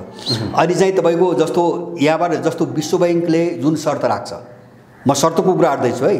विश्व ब्याङ्कले के गर्छ, एसियाली विकास ब्याङ्कले के गर्छ भन्छ भने त्यो ऋण लिए बापत, अनुदान त होइन, ऋण लिए बापत, यो ऋण लिए बापत तिम्रो पोलिसी बनाउने यो पोलिसी बनाउने अधिकार हामीलाई हुनुपर्छ भन्छ एउटा। अर्को कुरा त्यो पैसा लगानी कहाँ गर्ने उसले फिक्स गर्छ, यहाँ हुन दिँदैन। उनीहरू एकदम गाइडेड फन्डिङ हो, उनीहरूको ऋण एकदम गाइडेड हो होइन। कहाँबाट उनलाई फाइदा हुन्छ त्यो सेक्टर नहेरिकन उनले ऋणै दिँदैन, लगानी गर्दैन होइन। त्यो छैन, चिनियाहरूको BRI मा त्यो छैन। तब उनले के भने नेपाललाई के भनेका छन्, तपाईँहरूको विकासको निम्ति प्राथमिकता कहाँ हो त्यो रूपरेखा हामीलाई दिनुहोस्। उनले मागे त्यति हो, यहाँ लगानी गरेर भनेका छैनन्, यदि पैसा लगाऊ भनेका छैनन् होइन। तपाईँहरूको विकासको प्राथमिकता कहीँ छ भने त्यो लेखेर हामीले BRI सँग पनि उनले 5 वर्षदेखि माग्यो त फ्रेमवर्क हो, त्यो रूपरेखा के हो, तपाईँले कुन सेक्टरमा लगानी गर्न खोज्या हो होइन। एउटा दोस्रो उनको लगानीको नीति के हो भन्छ भने पश्चिमाहरूको जस्तो पुँजी लगानी गर्ने, लुट्ने र नाफा कमाउने जाने होइन, उनको पार्टनरसिपमा छ। उनी एक्लो लगानी गर्दैनन्, त्यहाँभित्र त्यो देशलाई पनि उनीहरू सामेल गर्छन् ताकि त्यो प्रॉफिट त्यो देशले पनि पाओस्। किन उनको सिद्धान्त के छ भन्छ भने जब तपाईँ साहु बनेर लगानी गर्नुहुन्छ र तपाईँको लगानी लिएको मान्छे पनि जब समृद्ध हुँदैन नि, अनि विग्रह त्यहीबाट सुरु हुन्छ, झगडा। त्यसकारणले छिमेकी र आफ्ना पार्टनरहरू जसरी पनि बन्नुपर्छ भनी उनको रणनीति छ। भएन भने त्यहीँनिर अन्तर्विरोध पैदा हुन्छ, भोलि त्यही शत्रु भएर निस्कन्छ। उनले पश्चिमाहरूको हेरेका छन्। अब यिनी चाहिँ कमसेकम उनका नीति के हुन्, उनले प्रयोगमा ल्याएको चिज के हो, हामीले अलिकति अध्ययन गर्दा राम्रो हुन्छ। र उनले जस्तो अहिले अफ्रिकाकै महादेशकै कुरा हुन्छ भने संसारले जति लगानी गरेका छ चाइनाको मात्रै 40% लगानी छ। किन अफ्रिकन देशहरू त्यत्रो उत्साहित भएर किन गए? हामीले अहिले यो चाहिँ तपाईँको युक्रेनको घटनामा दोषीको भन्ने तिरतिर हामी नगइकन हामी बाहिरदेखि नै रूपमा बगेर हामी केही पनि निष्कर्षमा पुग्न सक्दैनौँ। जस्तो मैले भन्न खोजेको रुसले युक्रेनमाथि आक्रमण गर्यो त्यस कारणले ठिक गर्यो मेरो भनाइ त्यो होइन। त मेरो भनाइ के हो भन्छ भने बाहिर रूप जे देखिएको छ त्यसको अन्तर्वस्तु त्योभन्दा बेग्लै छ, हामी त्यसको कारण बेग्लै छ। कारण के हो भन्छ भने जस्तो सोभियत युनियनको विघटनपछि त्यसबाट अलग्गिएका गणराज्य र पूर्वी युरोपमा नेटोको विस्तार नगर्ने भन्ने जुन लिखित सम्झौता भएको थियो त्यसको उल्लङ्घन गर्नु पहिलो कारण त्यसको उल्लङ्घन गर्यो नेटोले। USSRबाट टुक्रिएका राष्ट्रहरूमा नेटोको विस्तार नगर्ने भनी लिखित सम्झौता लिखित सम्झौता अमेरिका र रुस बीच हैन, नेटो र रुस बीच अमेरिका दुवै भएको छ, अमेरिकासँग पनि भएको छ, नेटोसँग पनि भएको छ।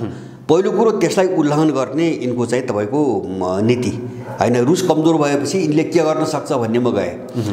दोस्रो चाहिँ तपाईको रुस कमजोर भएको बेला तपाईको युक्रेन विद्रोह भड्काए दुई पटक यिनले। युक्रेनलाई टुक्राउनुको निम्ति, किन युक्रेन भन्दा चेचेन्यालाई टुक्राउनुको निम्ति दुई पटक चाहिँ रुसमा चाहिँ गृहयुद्धको स्थिति सिर्जना गरे।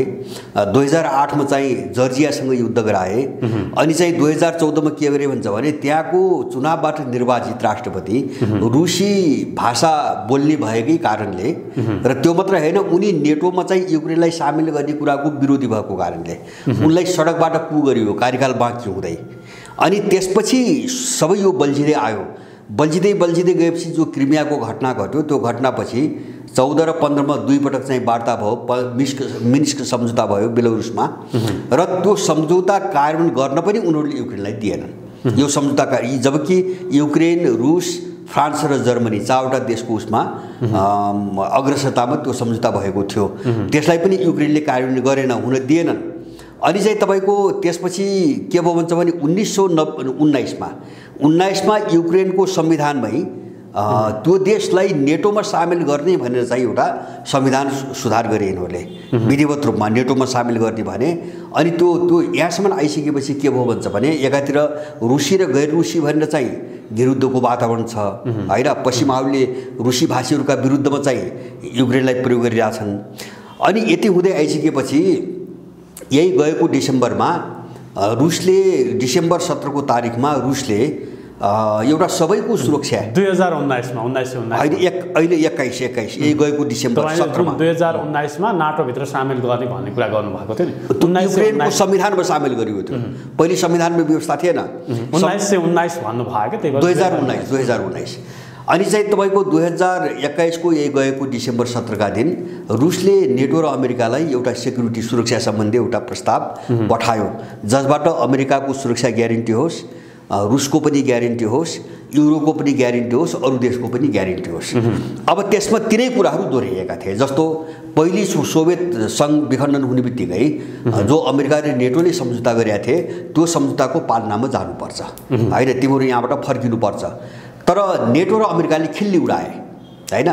अब यो चाहिँ मान्न जरुरी छैन, यो स्वीकार्य छैन भनेर गराइसकेपछि तपाईको 2014 देखि तपाईको चाहिँ यो गएको यो फरवरीसम्म, भर्खरै यही फरवरी रुसले आक्रमण गर्नुभन्दा अगाडिसम्म नेटोले निरन्तर युक्रेनीहरूलाई रुससँग लड्नुको निम्ति ट्रेनिङ दिँदै आएको थियो होइन। ट्रेनिङ विशेष गरेर डोनबास क्षेत्रमा यो सबै चिज चाहिँ उनले अस्वीकार गरेपछि रुसले एउटा रक्षात्मक कारबाही स्वरूप युक्रेनमाथि हमला गर्नुपर्ने स्थिति आयो।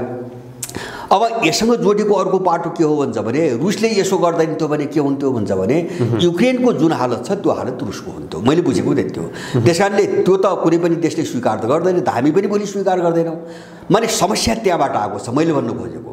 त्यसकारणले अहिले पनि यदि त्यो प्रावधानमा रुसले जुन चाहिँ सेक्युरिटी चाहिँ प्रस्ताव सम्झौता पठाएको छ त्यसमा पश्चिमा जगत आउँदैन भने युद्धकै निम्ति भिड्नुपर्छ, त्यो बाहेक अर्को कुनै विकल्प मैले देख्दिनँ। रुसले अब आफूलाई जोखिम मोलेर युक्रेनसँगको लडाइँमा कुनै पनि कम्प्रोमाइज गर्ने हालत मैले चाहिँ देख्दिनँ। विश्व यसरी विभाजित भइसक्यो। त्यसैले गर्दाखेरि अब युक्रेन कुन ढङ्गले टुङ्गेला त्यो अहिले अनुमानको कुरा हो। या त युक्रेनले घुँडा टेक्छ होइन, या रुस फिर्ता हुन्छ। अब तत्कालको स्थिति हेर्ने हो भने तपाईँले जसरी विश्लेषण गर्नुभयो, तत्कालको दृश्य हेर्ने हो भने 1 महिना झन्डै पुग्न लागिसक्यो, तर युक्रेनले रुससँग घुँडा टेक्ने त्यो छाँडकाँड चाहिँ देखिँदैन। यो पछाडि अमेरिकाले गरेको सहयोग, युरोपियन युनियनले गरेको सहयोग, नाटोले गरेको सहयोग, विभिन्न सहयोगहरू, हाल हतियारदेखि लिएर विभिन्न शस्त्र अस्त्रहरू सहयोग गरिरहेको छ। त्यो कारणले गर्दाखेरिमा रुससँग कति पनि डगमगाएको छैन है युक्रेन भनेर भन्नेहरू पनि छन् के होइन। उनीहरूको पश्चिमाहरूको त्यही हो, जस्तो जति विध्वंस हुन्छ युक्रेनकै हुने हो होइन, युरोपियन र अमेरिकाको विध्वंस हुँदैन। उनले हतियार दिने, पैसा दिने सबै काम गर्छन्। उनले सकेसम्म अब चाहिँ रुस चाहिँ पराजित होस् भन्ने उनको चाहना हुनु स्वाभाविक हो। र तर यो परिस्थिति यतिकै जटिल केही दिन अझै रह्यो भने मेरो अनुमानमा 1 महिना भन्दा पनि यो बढी लाम्बिने भयो भने यो युक्रेन होइन अन्त पनि यो सल्किन्छ, अब सल्किन्छ। किन त्यो रसियनहरूकै चाइनिजहरूकै पहलमा त्यो अगाडि बढ्छ होइन। त्यसको सङ्केत हामीले अस्ति इर्बिलमा इराकमा जो इरानले मिसाइल हान्यो नि अमेरिकन क्याम्पमाथि, त्यसबाट हामीले सङ्केत पाइसकेका छौँ। किन भन्छ भने उनीहरूलाई पनि अब यो युद्धमा चाहिँ समेट्ने प्रयास अर्को पक्षको हुन्छ। यसले चाहिँ फैलाव लिन्छ, यसले आकार ठुलो लिन्छ, त्यसपछि बिस्तारै बिस्तारै यो विश्वयुद्धको बाटोतिर जान सक्छ। तर पश्चिमाहरू यो जोखिम विश्वयुद्धमा आफू पनि चाहिँ सामेल हुने जोखिम नमोलिकन कसरी अर्कालाई चाहिँ मुर्गा बनाएर होइन, शिकार बनाएर चाहिँ फाइदा उठाउने भन्ने रणनीतिमा अहिलेसम्म छन्। अब यो चाहिँ सफल हुँदैन। र तपाईँले एउटा अनुमान गरेको चिजलाई मेरो अलिकति अर्को कोणबाट हेराइ के छ भन्छ भने निश्चित रूपमा अब हामीले सरसर्ती हेर्दाखेरि अब रसियनहरूको रणनीति के हो त्यो म भन्न सक्दिनँ, म सुरक्षाविज्ञ पनि होइन होइन। जस्तो उनले नै लम्ब्याइरहेको हो कि जस्तो युक्रेन सङ्कट अझ फैलियोस्, जस्तै त्यसले अमेरिकालाई पनि तानोस्, युरोपलाई पनि तानोस् र उनका बिचमा विभाजन आओस्। जस्तो पछिल्लो समयमा यो देखा परिरहेछ। जस्तो युक्रेन मामिलालाई लिएर युरोप र अमेरिकामा धेरै ठुलो विभाजन आइसकेको छ। नैतिक रूपले युक्रेनलाई सहयोग गरिरहेछन्, तर चाहिँ रुसमाथि प्रतिबन्ध लगाउनेदेखि लिएर हरेक मुद्दाहरूमा युरोप र अमेरिकाको मत साह्रै चर्कोसँग विभाजित भइरहेछ। किन युरोप चाहिँ पुरै रसिया निर्भर छ, इनर्जीमा रसिया निर्भर छ, उनीसँग अर्को कुनै वैकल्पिक बाटो छैन। अमेरिकालाई यसको मतलब छैन। त्यसकारणले अब युरोपसँग सम्बन्ध बिग्दाखेरि अमेरिकालाई हुने फाइदा के हो भन्छ भने रसिया पनि कमजोर हुने, रसियाको डरले युरोप पनि आफ्नो लगाममा आउने, यो दुईटा फाइदा हुन्छ। त्यसैले गर्दाखेरि उसले आफ्नो हतियार पनि बेच्छ, त्यसैले उसले युद्ध जस्तो अहिलेसम्म तपाईँहरू मान्नुहोस् यसलाई रोक्नुको निम्ति वार्ता गराउनुको निम्ति जर्मनी र तपाईँको फ्रान्सले कतिपटक वार्ता पुटिनसँग वार्ता गरे, जेलेन्स्कीसँग वार्ता गरे हैन। अब उनले धेरै कोसिस गरे, तर अमेरिकाको एकपटक कोसिस मात्रै होइन, उसले सुरुदेखि अहिलेसम्म नितान्त युक्रेनलाई उकास्ने, लड हामी हतियार दिन्छौँ, हामी पैसा दिन्छौँ भन्ने बाहेक यो युद्ध चाहिँ रोक्नुपर्छ भनेर एउटा शब्द अमेरिका बोलिरहेको छैन। किन? उसले युद्ध चाहिरहेको छ, यसैको निम्ति उसले युक्रेनलाई प्रयोग गरेको हो, युक्रेनलाई फसाएको हो। त्यसैले अब यो युद्धमा अब पश्चिमाहरूको यो जित थोरै कुरा अगाडि पनि राख्छु। जसरी अब युक्रेन र रसियाको लडाइँ भइरहेको छ, अमेरिकाले आर्थिक नाकाबन्दी लगाइरहेको छ, विभिन्न आयात निर्यातका कुराहरू रोकिरहेको छ रुसमा, त्यसको प्रत्यक्ष असर त युरोपेली राष्ट्रहरूलाई परिरहेको छ नि अमेरिकालाई भन्दा अधिक। तर युरोपेली राष्ट्रहरू किन बोलिरहेका छैनन्? अमेरिकासँग उनीहरू किन प्रश्न गर्न सकिरहेका छैनन् कि यसको प्रत्यक्ष मार हामीलाई परिरहेको छ? होइन, यसको जस्तो उनको एउटा गठबन्धन छ, उनीहरूलाई बाध्यता छ। मैले अघि नै भने उनको मतभेद साह्रै चर्को भइसकेको छ र तपाईँको जस्तो रसियामाथि नाकाबन्दीकै कुरा गर्ने हो भने कैयौँ नाटोमा संलग्न भएको राष्ट्रको कारणले गर्दा उनीहरू बोल्न सकिरहेका छन्, तर केही बोलेका छन्। जस्तो केही त बोले, जस्तो क्रोएसिया बोल्यो। यदि रुसमाथि लगाएको प्रतिबन्ध हामीले स्वीकार गर्दैनौँ भने क्रोएसिया बोल्यो। जस्तो चाहिँ तपाईँको टर्की बोल्यो, टर्कीको पनि नेटोको सदस्य हो हैन। उनीहरूले यो नाकाबन्दी नमान्ने घोषणा गरिसकेका छन्। अब त्यति मात्र होइन, जो पश्चिमा ब्लक नेटोमा नभए पनि जो हामीले बाहिर अहिलेसम्म हेर्दाखेरि पश्चिमा ब्लकमा रहेका भने हामीले बुझिरहेका थियौँ, जस्तो तपाईँको इन्डिया होइन, त्यसपछि तपाईँको ब्राजिल, मेक्सिको जस्ता देशहरूले रसियामाथिको हामी स्याङ्सन चाहिँ मान्दैनौँ भनेर घोषणा गरिसके। भनेपछि दुई खालले विभाजित भइरहेछ पश्चिम। एउटातिर आफ्नो सिङ्गो शिविरमा विभाजन आइरहेछ, दोस्रो चाहिँ नेटोको ब्लकभित्र विभाजन आइरहेछ। र मलाई लाग्छ यो चर्केर यो फैलिने स्थितिमा अगाडि बढ्यो भने युरोप र अमेरिकाको विभाजन हुन्छ, निश्चित रूपमा हुन्छ। किन भन्छ भने युरोपले रसियासँग दुश्मनी गरेर युरोप टेक्नै सक्दैन। र अस्ति भर्खरै उनीहरूको बैठक बस्यो, युको बैठक बस्यो। यो हालत होला, युद्ध चाहिँ अरू चाहिँ केही समय लम्बियो भने मात्रै पनि आउँदो चाहिँ तपाईँको युद्धमा युरोपमा ठुलो ऊर्जा सङ्कट चाहिँ तपाईँको आउँछ। यो महँगाइले ऊर्जा सङ्कट आउँछ। रसियासँग सम्बन्ध बिग्रेपछि त झन् ठुलो आउने भयो होइन, नबिग्रे पनि ठुलो सङ्कट आउँछ र हामी त्यसको निम्ति अहिलेदेखि होसियार हुनुपर्छ भनेर उनीहरू सजग हुँदै गएका छन्। र उनले बुझेका छन् अमेरिका के चाहन्छ भने उनले बुझेका छन्। जस्तो अहिले चाहिँ युक्रेनमा जे भयो त्यो अमेरिकाले एकलौटी रूपमा गर्यो, युक्रेनलाई फसायो। यही काम उसले अफगानिस्तानमा गरिसकेको थियो, कसैलाई भन्दै नभनिकन राति आफै एक्लै भाग्यो, अरू कुनै पनि देशलाई थाहा थिएन। यो सबै उनीहरूले बुझ्दै आएका छन्। त्यस कारणले गर्दाखेरि यो सारमा के हो लडाइँ भन्छ भने जस्तो तपाईँले भने जस्तो नाकाबन्दीले असर गर्छ, नगर्ने कुरा होइन, रसियालाई पनि गर्छ, अरूलाई पनि गरिरहेछ होइन, चीनलाई पनि केही गर्छ, इन्डियालाई गर्छ, युरोपलाई नगर्ने कुरा भएन। त्यसले अमेरिकामा पनि त्यसको प्रत्यक्ष असर त दुनियाँभरि छ, हामीले पनि दुनियाँभरि छ। रसिया र युक्रेनको लडाइँको मार त आज हामी नेपालीले पनि बेहोर्नु परेको छ नि। पेट्रोलियम पदार्थको मूल्य वृद्धि, निश्चित रूपमा खाद्यान्नदेखि लिएर तेलको मूल्य वृद्धि, यो सबै कुराहरू निश्चित रूपमा यो सबै पर्छ, सबै कहाँ पर्छ। त्यस कारणले मान्छेले जे सोचिरहेछ नि रसियामाथि नाकाबन्दी लगाउने भनेको त नेटोमा आबद्ध देश मात्रै हो, त्यो पनि केही देश छैनन् त्यसको विरुद्धमा छन्। भनेपछि नेटोमा आबद्ध भएका देशहरूले नाकाबन्दी लगाएर रसिया थला पर्दैन, हामीले बुझ्नुपर्ने कुरा। किन? यो एउटा चाहिँ भयानक रणनीति हो, यो भयानक रणनीति हो। जस्तो रसियनहरू बिना तयारी चाहिँ युक्रेनमा हात हालेका छैनन्। म तपाईँलाई एउटै घटना मात्रै चाहिँ उसो, यो डेभलपमेन्ट त धेरै लामो समयदेखि हुँदै आछ। जस्तो गएको डिसेम्बरमा चाहिँ चीनको विन्टर ओलम्पिकमा पुटिन र सीको भेट भयो र त्यसपछि चाहिँ दुई तीनटा कुराहरू चाहिँ बाहिर आछन् सीबाट र पुटिनबाट। उनले कसरी रसियालाई डिवेस्टर्नाइजेसन गर्ने, पश्चिमाकरणबाट मुक्त कसरी गर्ने, जस्तो इकोनोमीमा डलरमा होइन, लगायत चाहिँ तपाईँको जस्तो फाइनेन्सियल सिस्टममा जस्तो स्विफ्टबाट चाहिँ रसियनका केही ब्याङ्कहरू अलग गरिरहेछन् नि यिनले होइन, स्विफ्ट भन्ने जो मनी एक्सचेन्ज गर्ने संस्था हो। अब यो सबै आयो भने यसको विकल्प के, उनको पनि नै धेरै छलफल भएको छ। र त्यही भएर अहिले रसियनहरू चाइनिज चाहिँ तपाईँको के अरे ब्याङ्किङ फाइनेन्सियल सिस्टमबाट काम गरिरहेछन् होइन। चाइनाको पनि विश्वव्यापी रूपमा छ, यद्यपि स्विफ्ट भनेको विश्वव्यापी सबैभन्दा बढी व्यापक हो, कुरो त्यति मात्रै हो होइन। जस्तो डलरको प्रभावबाट पनि उनीहरू मुक्त छन्। बरु चाहिँ म के देख्छु भन्छ भने युद्ध सँगसँगै अब विश्वको चाहिँ तपाईँको मार्केटलाई कसरी डलरबाट बाहिर लैजाने भन्नेमा उनीहरू धेरै हदसम्म सफल भए। अहिले सफल भइरहेछन् यो 26 दिनको बिचमा। जस्तो इन्डियाले चाहिँ तपाईँको जो चाहिँ ग्यास किन्दैछ 35% सस्तो रेटमा, अब उनीहरूले रुबल वा भारोमा गर्दैछन् हैन, डलर यहाँबाट विस्थापित भयो। जस्तो चाहिँ साउदी अरबले चीनसँग चाहिँ 10 अरब डलरको ऊर्जाको सम्झौता गर्यो इन्धनको, त्यो चाहिँ युआनमा गर्यो हैन। युएईले त्यही सम्झौता गरिरहेछ भनेपछि डलरलाई कसरी चाहिँ बजारबाट निकाल्ने भनेर चाहिँ एउटा तीव्र अभियानमा छन्, जो योजना धेरै पहिले बनिसकेको हो र समग्रमा चाहिँ एउटा समानान्तर विश्व, समानान्तर जस्तो आर्थिक रूपमा एउटा समानान्तर विश्व, राजनीतिक पावरको रूपमा एउटा समानान्तर विश्व र एउटा चाहिँ तपाईँको पूर्व र पश्चिम भन्ने जो सभ्यता छ त्यो कोणबाट पनि एउटा समानान्तर दुनियाँ अथवा अहिलेसम्म चलिआएको यिनको भाषाको वर्ल्ड अर्डर विश्व व्यवस्था जो भन्छ नि त्यसको समानान्तर अर्को विश्व व्यवस्था, यसको उदय भयो युक्रेन घटनाले। म त्यो बुझ्छु, यसको उदय भइसक्यो हैन। अब यसको समापन कसरी हुन्छ हामीले हेर्न बाँकी त्यही मात्र हो। त्यसकारणले पश्चिमी जगतको जो वर्चस्व हो अहिलेसम्म दुनियाँमा त्यो चाहिँ अब यो त्यो त्यसको अन्त्य भयो र युग चाहिँ नयाँ कोल्टोमा नयाँ दिशातिर गयो। हामीले हेर्ने चाहिँ सेकेन्ड वर्ल्ड वारको एलाइज पावरको मुख्य कन्ट्री भनौँ न अमेरिका। हजुर, सेकेन्ड वर्ल्ड वारमा एलाइज पावर र एक्सिस पावर दुईटा पावर थिए। एलाइज पावरको नेतृत्व अमेरिकाले गरिरहेको थियो, अमेरिका लगायत बेलायतले गरिरहेका थिए। त्यहाँदेखि सेकेन्ड वर्ल्ड वारदेखि आफ्नो प्रभुत्व दुनियाँमा जमाउँदै आइरहेको अमेरिका अब बिस्तारै विस्थापित हुँदै गएको भन्ने लाग्छ तपाईँलाई?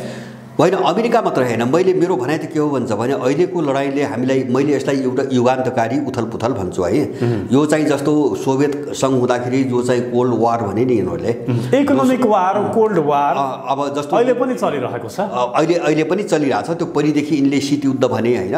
अब त्यो शीतयुद्ध एउटा बहानामा अमेरिकाले चाहिँ एउटा यसलाई बनाउन सफल भयो।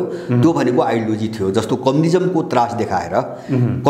त्रास देखाएर त्यसको आवरणमा उसले एउटा एलाई बनाएको थियो नेटो नामको हैन। तर अहिलेको लडाइँ त्यो होइन। मैले बुझेको अहिलेको लडाइँ आइडियोलोजीको पनि होइन, अहिलेको लडाइँ मार्केटको मात्रै पनि होइन। यद्यपि मार्केट जोडिएको छ बजार। तपाईँले भने चाहिँ ठ्याक्कै नाटोमा भएका राष्ट्रहरू अमेरिकाको विरुद्धमा देखिन सक्ने स्थिति, त्यो वातावरण पनि त छैन। 29 वटा राष्ट्र छन् आजको दिनमा नाटोमा। उनीहरू अमेरिकाको विरुद्धमा जाँदै गर्दा फेरि अमेरिकाले नै हस्तक्षेप गर्ने हो कि भन्ने डर पनि त उनीहरूलाई छ नि। होइन, अमेरिकाले गर्ला, त्यो उनको मामिला हो। तर एउटा म निश्चिन्त छु भन्छ भने नेटो दुनियाँ त दुई ध्रुवमा फ्याक्ट भइसकेको छ। कुनै न कुनै ध्रुव त रोज्नै पर्यो उनीहरू राष्ट्रहरूले पनि। होइन, दुनियाँ मल्टिपोलर भएर जान्छ। जस्तो मलाई के विश्वास छ भन्छ भने नेटो चाहिँ एक ढिक्का रहन अब सम्भव छैन होइन। जस्तो मैले भने एक थरी नेटो मेम्बरहरूले अहिले रुसका विरुद्धमा चाहिँ आफू जाइ लाग्न इन्कार गरे।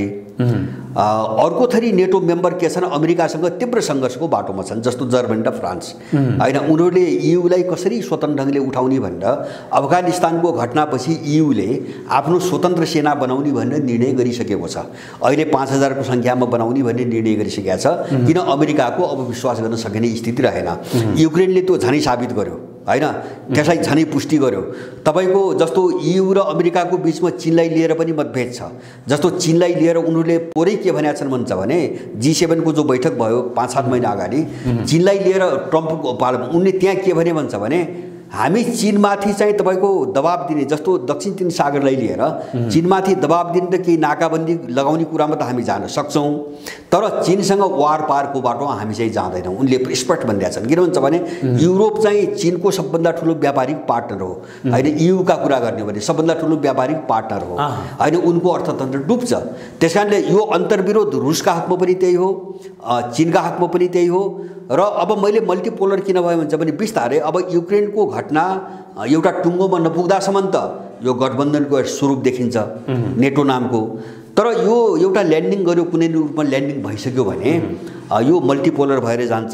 र मलाई विश्वास छ अमेरिकाको नेतृत्वमा युरोपियन युनियन रहँदैन, केही देश रहलान्। जस्तो जर्मनी र फ्रान्स अर्को लिडरसिपको रूपमा अगाडि आइसकेका छन्।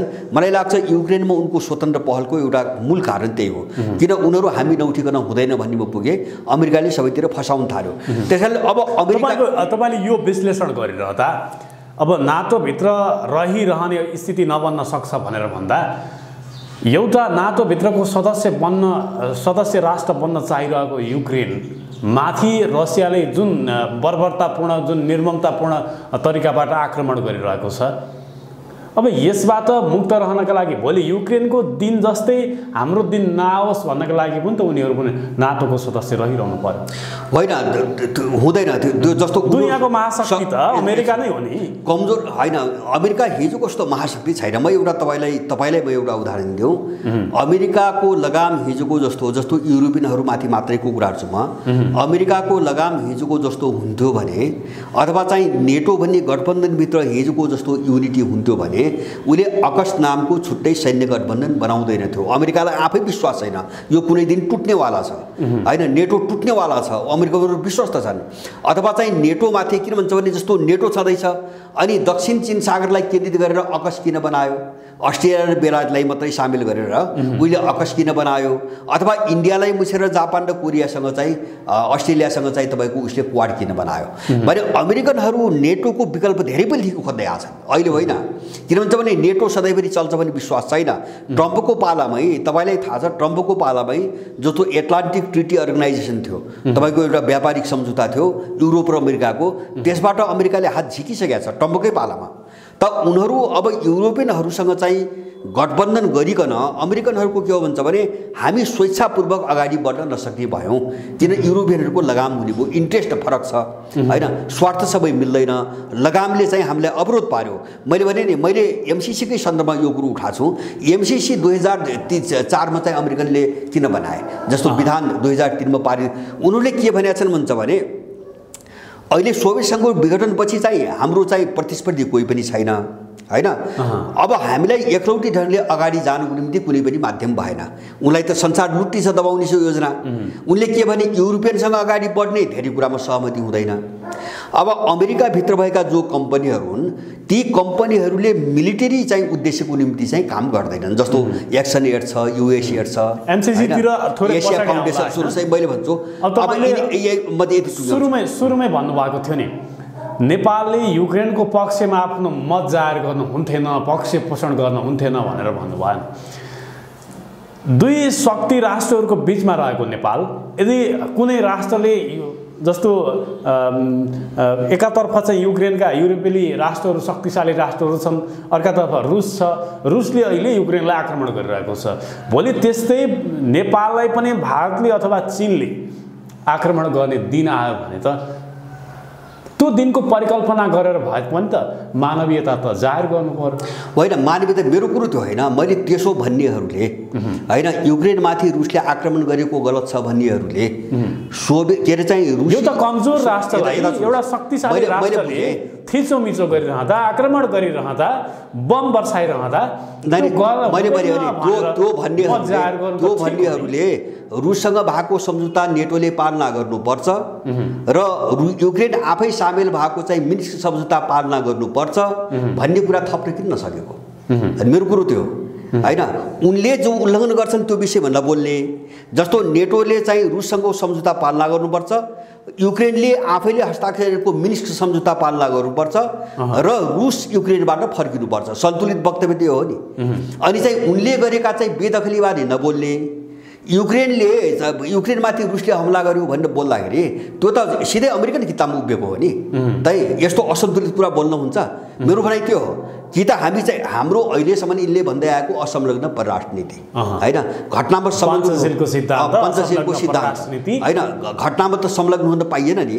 जस्तो कुनै पनि जो तपाईँको परिणाम देख्नुहुन्छ नि, परिणामका पछाडिका कारणका कुरै नगरेर होइन, परिणामको पनि कुनै जज हुन्छ, मूल्याङ्कन गर्न सकिन्छ होइन। तपाईँ अहिले कुनै घटना घट्छ बाहिर देख्नुहुन्छ, त्यसको त कारण हुन्छ नि, त्यो त खोज्नु पर्यो नि कुनै घटनामा हो। त्यो कारणको विषयमा यिनको मौनता होइन, त्यो मात्रै होइन, यिनको पक्षधरता त हामीले कहाँबाट बुझ्नु हुन्छ भने यिनले इन्डो प्यासिफिकमा सही गरेर आएका छन्। प्रदीप गेवालीले आएको होइन, इन्डो प्यासिफिकमा सही गरेर आएको होइन। अनि चाहिँ तपाईँको एमसिसीको विषयमा यिनले नाटक गरेको होइन, अनि त्यसकै रिफ्लेक्सन चाहिँ तपाईँको युक्रेन मामिलामा यिनको आवाज होइन। भनेपछि यिनले असंलग्नताको सबै चाहिँ चिज तोडेर यिनी पश्चिमी ब्लकमा सामेल भइसकेका छन् होइन। मैले अघि नै जोड्दै थिएँ हो, यही चिजको निम्ति एउटा सैन्य मिसनको निम्ति काम गर्ने अमेरिकासँग एकलौटी आफूले मात्रै गर्ने कुनै हतियार नभएको हुनाले उनीहरूले एमसिसी बनाए। उनले त्यसै गरी व्याख्या गरेका छन्। जस्तो एक्सन एड, युएस एडले त्यो काम चाहिँ गर्न नसक्ने भयो, त्यो काम अगाडि नबढ्ने भएपछि उनले एमसीसी बनाए र हामीले चाहिँ जस्तो युक्रेनको हामीले जो अहिले सतै हामीले हेरिरहेको छौँ रुसले आक्रमण गर्यो भने एमसीसीको तस्बिर केही समयपछि जब देखिन्छ नि अनि बल्ल हामी युक्रेन बुझ्छौँ। युक्रेन कुन आजको हालतमा किन पुगेको रहेछ भन्ने कुरा एमसीसी अगाडि उनीहरूले बढाउन सफल भए जुन सोचमा छन् नि। अनि नेपालको जो स्वरूप तर अहिले सरकारको मान्यता के छ भने हामीले सबैसँग सन्तुलित सम्बन्ध राख्नुपर्छ, हामीले सहयोग सबैको लिनुपर्छ, अमेरिकाको पनि लिनुपर्छ, भारतको पनि लिनुपर्छ, चाइनाको पनि लिनुपर्छ, दियो भने रुसको पनि लिनुपर्छ भन्ने नीति त सरकारको पनि राम्रो होला नि एक ठाउँमा होइन। त्यो नीतिमा को अडिए त यिनीहरू त्यो नीतिमा अडिए। नीति चाहिँ हाम्रो यस्तो छ भन्ने एउटा कुरा भयो, व्यवहारमा यिनले के गरिरहेछन् त्यो एउटा कुरा भयो। जस्तो एमसीसी भन्दा बीआरआईसँग चाहिँ तपाईँको अगाडि सम्झौता भएको हो कि होइन, बीआरआईसँग सम्झौता भएको अगाडि हो, त्यो एउटा पनि प्रोजेक्ट अगाडि बढेन, सबै रोकिएको छ होइन। यिनको प्रत्येक वर्ष सधैँभरि देशको राजनीति यिनले कहाँ घुमायो एमसीसीमा, यसले के देखाउँछ होइन। वर्षौंसम्म त्यो एमसीसीकै बीचमा राजनीति, यिनको राजनीति भनेकै एमसीसीको, ओलीको राजनीति पनि एमसीसीमै घुमेर गयो, शेरबहादुरको राजनीति पनि एमसीसीमै घुमेको छ, बाहिर देशका मुद्दामा त कहाँ छलफल गरे। जबकि मेरो भाइ के भन्छ भने बीआरआई त यस्तो शर्तसहितको सम्झौता होइन, त्यो त एउटा फ्रेमवर्क मात्रै हो, एग्रिमेन्ट कुनै चाहिँ मूर्त एग्रिमेन्ट प्रोजेक्ट त होइन, त्यो त फ्रेमवर्क हो होइन।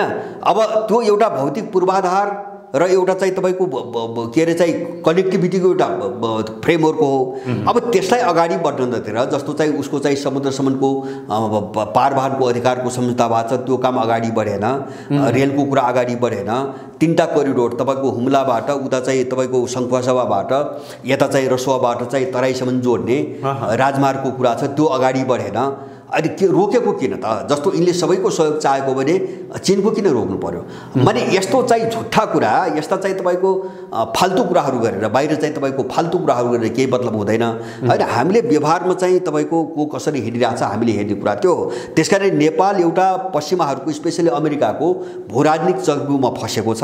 यसलाई हामीले इन्कार गर्यौँ भने हामी अझ फस्दै जान्छौँ र हामीले चाहिँ यसको मुकाबला कसरी गर्ने अब हामी त्यही सोचमा जानुपर्छ। अनुमोदन भइसकेको छ एमसीसी, अब यसको सामना कसरी गर्ने त्यो बाटोतिर हामी गएनौँ भने नेपाल युक्रेन हुन हामीले धेरै समय पर्खिनु पर्दैन।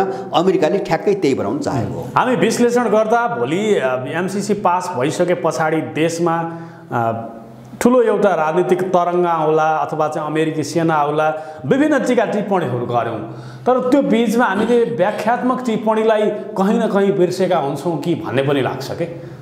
व्याख्यात्मक टिप्पणी त एक किसिमको त्यो सम्झौता हो जसले नेपालमा हुने अराजक अथवा भन्दा संविधानमाथि का घटनाक्रमहरूलाई ती क्रियाकलापहरूलाई निस्तेज पारेर मुलुकलाई एक किसिमको स्वतन्त्रता र स्वाधीन बनाएर राख्नका लागि एमसीसीमा भएका इन्डो पेसिफिक स्ट्राटेजी अन्तर्गतका रणनीतिक कुराहरूलाई रोक्नका लागि ल्याइएको एउटा कागजको टुक्रा हो, यो एउटा ऐतिहासिक निर्णय हो भनेर प्रचण्ड लगायत माधवकुमार नेपालहरूले भनिरहेका छन्।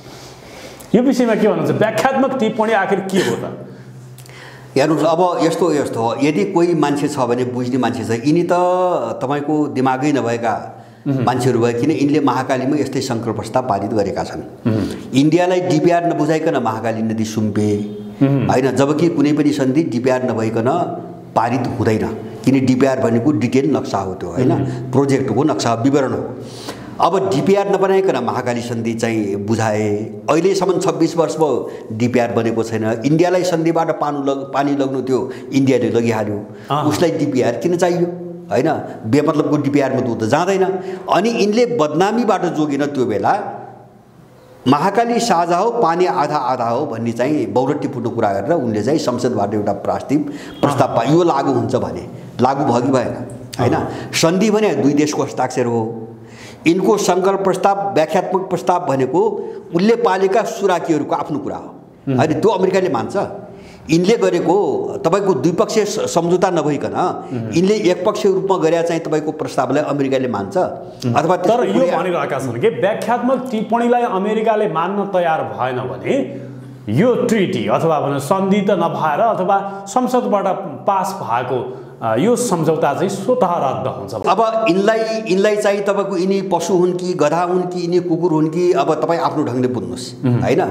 यस्ता यिनी धेरै भुके, मैले भने नि यो भुक्ने मान्छेहरूले महाकालीमा त्यो सङ्कल्प प्रस्ताव पहिले पारित गरेर देखाउन्। मेरो कुरो पहिलो कुरा, यो भुक्नेहरूले लिम्पियाधुराको नक्सा पारित गरेर जमिन ल्याएर देखाउन्।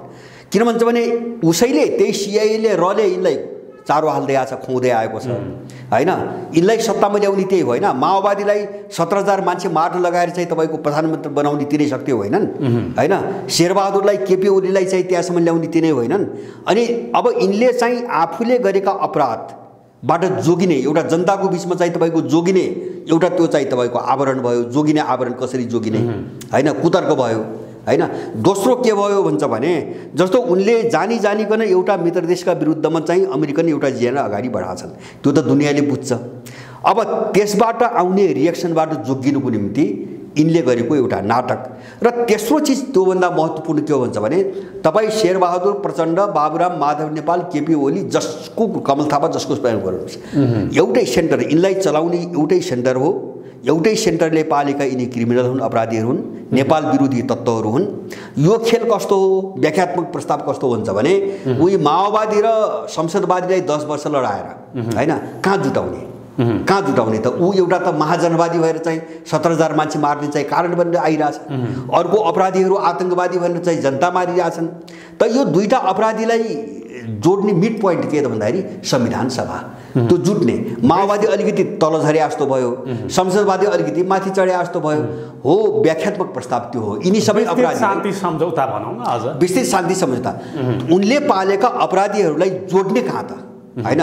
जस्तो काङ्ग्रेसलाई हुबहु पारित गर्नुपर्छ भन्ने, अनि माधव नेपाल, ओली र प्रचण्ड जस्ता अपराधीहरू अनि चाहिँ तपाईँको यसमा संशोधनको नाटक गर्ने भनेपछि यिनको इज्जत जोगाइदिने कहाँ त भन्दाखेरि व्याख्यात्मक प्रस्ताव। यो डिजाइन पनि त्यही सिआइले बनायो, यो डिजाइन पनि त्यही सिआइको हो।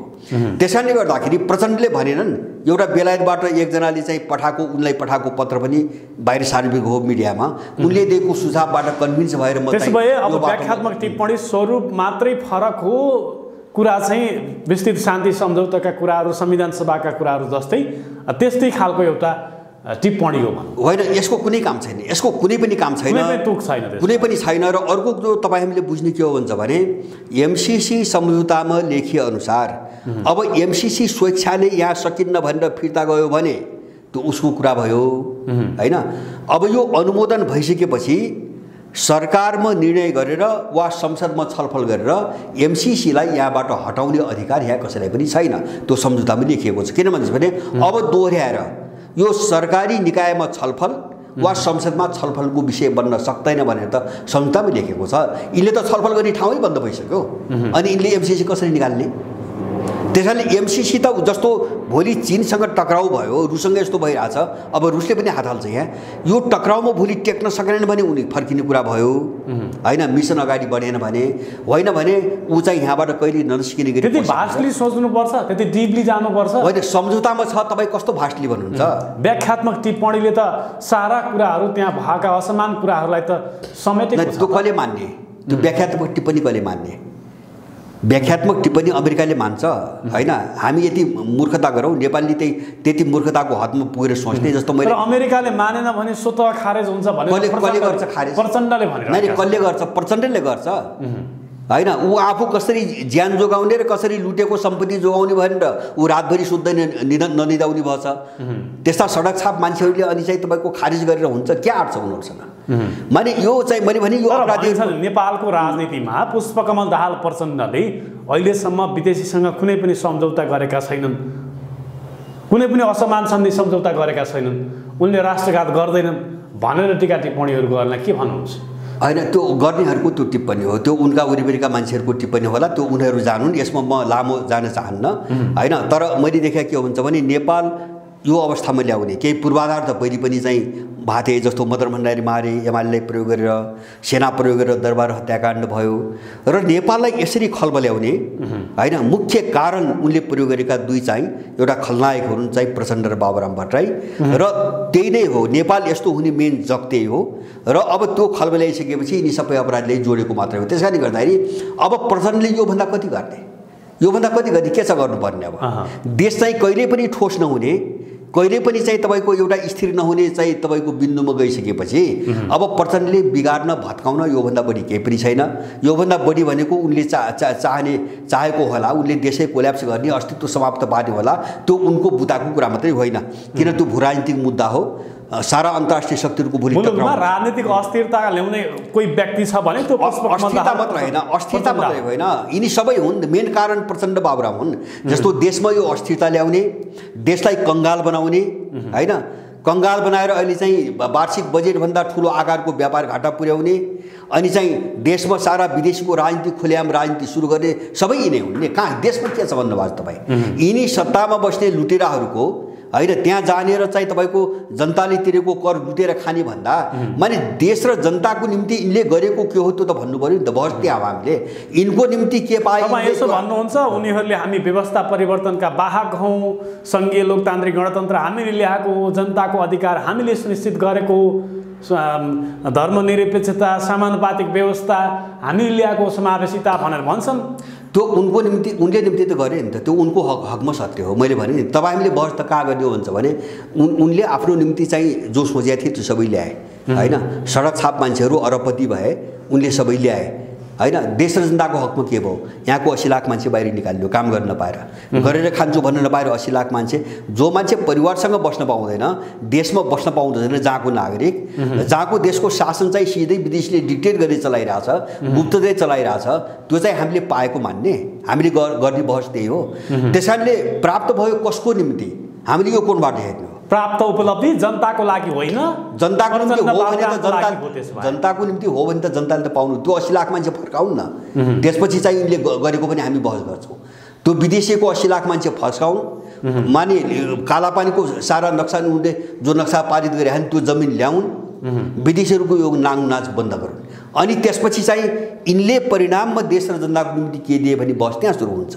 भनेपछि हामीले एउटा सापेक्षतामा हेर्ने हो कसको निम्ति। तर महाकाली सन्धि गरेका त प्रचण्ड बाबुरामहरूले त होइन नि त, केपी शर्मा ओली, शेरबहादुर देउवा नै हुन्।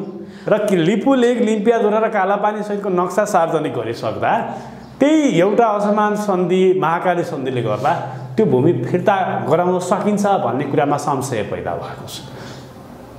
होइन, त्यो बेला त माओवादीको कुनै औकातै थिएन, जस्तो त्यो रोल खेल्ने कुनै औकात थिएन एउटा। अर्को कुरो के भन्छ भने जस्तो त्यस बेला चाहिँ ठुला पार्टी काङ्ग्रेस, एमाले, विदेशीले उनलाई प्रयोग गरेका थिए, किन सत्ताको स्वार्थ त उनबाट पुरा हुन सक्थ्यो। माओवादीलाई विकल्पमा उठाइरहेको थिए। भोलि काङ्ग्रेस र एमाले बदनाम भए अथवा चाहिँ अर्को विकल्प खोज्नु पर्यो भने के गर्ने, त्यो विकल्पमा उठाइरहेको थिए, उसलाई विरोधीको रूपमा प्रस्तुत गरे, होइन। होइन भने तपाईँ उनले चाहिँ देउबासँग जो 41 सूत्रीय 40 सूत्रीय माग राखे, त्यो मागको 1 नम्बर मुद्दा के छ? भारतीय विस्थापनको अत्याचार बन्द गर्ने। त्यो माग राखे, अनि बन्दुक उठाउनुभन्दा पहिले सब भारतमा, इन्डियामा बस्ने, उनीसँग सबै कुरा गरेर सेल्टर बनाएर अनि चाहिँ तपाईँको यहाँमाथि गोली चलाए, होइन। 1 नम्बर मुद्दामा छ उनले भारतीय विस्तारवाद मुर्दाबाद। माने यस्ता नौटङ्की यिनका धेरै देखे, माओवादीका पनि देखे, होइन। यी चाहिँ तपाईँको एमाले के गर्यो? मदन भण्डारीलाई आफै मारे, भित्रका अपराधीहरू मिलेर विदेशीसँग, अनि कत्रो तोडफोड गरे, अनि चाहिँ तपाईँको आफै आयोग, पार्टीबाट आयोग बनाए, यही ओलीको संयुक्तमा आयोग बन्यो, त्यसले हत्याकाण्ड भन्यो, त्यो रिपोर्ट न प्रकाशित हुन दिए न छानबिन गरे, यिनीले दबाए। त्यसैले मदन भण्डारीको हत्या गरेको, दासढुङ्गामा गाडी पल्टाएर हत्या गरेको एमाले नै हो। अनि एमाले नमिलिकन त्यो हत्याकाण्ड हुन्छ, होइन। गरेको विदेशीले हो, एमालेका मान्छे नमिलिकन हत्याकाण्ड हुन्छ, होइन। एमाले मिलेको होइन भने त्यो तत्कालीन नेताहरूको मिलेमतमा त्यो षड्यन्त्र रचिएको हो। त्यसमा कुनै शङ्का छैन। यो यस्तो त बहसको विषय नै होइन। कुन नेता हुन सक्छ त्यसमा? किन त्यो बेला नेतृत्वमा जो छ मैले जिम्मेदारी माधव नेपाललाई दिन्छु मूलभूत रूपमा, अरू पनि मिला होलान्, तर माधव नेपालको जिम्मेदारी छ यसमा। किन भन्छ भने आयोग बनाएको उनले, त्यो आयोगको रिपोर्ट बाहिर ल्याउनु पर्दैन, त्यो दबाएको माधव नेपालले होइन। मदन भण्डारी मरेपछि एमालेको सत्तामा 15 वर्ष एकलौटी रूपमा शासन गरेका व्यक्ति माधव नेपाल, अनि उसले त्यो आयोग छानबिन अगाडि बढाउनु। भण्डारीको हत्याकाण्ड हुनुमा माधव नेपालको ठुलो हात छ। त्यस भए माधव नेपालको त सिधा संलग्नता नभएको मान्छेले आयोगको आफ्नै पार्टीले बनाएको आयोगको रिपोर्ट दबाउँछ, होइन। हामी कुन मान्छेले विश्वास गर्न सक्छ? उनले दबाउने किन? आफूले पार्टीबाट बनाएको आयोगले बनाइसकेको रिपोर्ट लुकाउनु पर्ने, दबाउनु पर्ने कारण के? त्यो कारण त बुझ्नु पर्यो नि। त्यो केस अगाडि बढ्न नदिने खेल हो। त्यो बेला आक्रोशलाई थामथुम पाटो चाहिँ तपाईँको आयोग बनाए, अनि त्यसले दियो रिपोर्ट हत्याकाण्ड हो, छानबिन गर्नुपर्छ भन्ने रिपोर्ट थियो, रिपोर्ट दबाइदिए। भने यस्ता काम यिनले धेरै गर्दै आएका छन्। त्यसैले गर्दाखेरि यसबाट केपी ओलीले आरोप लगाउनु भएन मालकमा नेपाललाई मात्रै मैले यस्तो छ, अब संलग्न होलान्, म केपी यसबाट पुरै अछुतो छन् मैले भन्न खोजेको होइन, तर त्यसबेलाको नेतृत्व मुख्य नेतृत्वमा माधव नेपाल भएको हुनाले यसको छानबिन आएको रिपोर्टलाई त्यो निस्तेज बनाउने खालको षड्यन्त्र माधव नेपालले रचेको कारणले हो, बनाउने आफै अनि चाहिँ त्यसलाई लुकाउने र दबाउने पनि आफै। यो दुईटै भूमिका माधव नेपालले। मैले माधव नेपाललाई किन भनेको हुन्छ भने त्यसपछि उनीहरूको सरकार बनेको छ, एक छानबिन त गर्न सक्दैन नि, त्यसपछि उनको सरकार बनेको छ र त्यसपछि 15 वर्षसम्म माधव नेपालको एक्लौटी नेतृत्व छ पार्टीभित्र। भनेपछि यो सबै दबाएको त माधव नेपाल कुन लाटाले पनि बुझ्ने कुरा हो यो। भनेपछि अब यस्तो खेलबाट आएका उठाइएका मान्छेहरूले एमसीसी अनुमोदन गर्छन् कि गर्दैनन् हामीले सोच्ने हो। जस्तो मैले भने नि माधव एमालेको पृष्ठभूमि, माओवादीको पृष्ठभूमि, काङ्ग्रेसको त कुरै छोडिदिनुहोस्, अनि यो पृष्ठभूमिबाट आएका मान्छेहरूले एमसीसी अनुमोदन गर्छन् कि गर्दैनन्। जस्तो माधव नेपाल र चाहिँ प्रचण्डको चाहिँ 2-4 दिन नाटक देख्यो नि होइन, तिग्रेहरूलाई सडकमा उफार्ने, एमसीसी खारेज गरेर उखाड्ने, उनीहरूबाट त्यो सम्भवै थिएन। मैले धेरै पटक भनेको माधव नेपाल र प्रचण्डबाट एमसीसी विरुद्धमा जान सम्भवै छैन, असम्भव छ होइन। त्यो सामर्थ्य नै नभएको कुरा उनीहरूले सडकमा उतारे कार्यकर्ता। त्यसबाहेक होइन, कस्तो सामर्थ्य होइन, तपाईँको उनको कर्मचारीले उतार्छ भनेको, उनको निम्ति काम गरेको कर्मचारीले उनको विरुद्धमा मान्छे उतार्छ कहिले, उनको विरुद्धमा मत हाल्छ।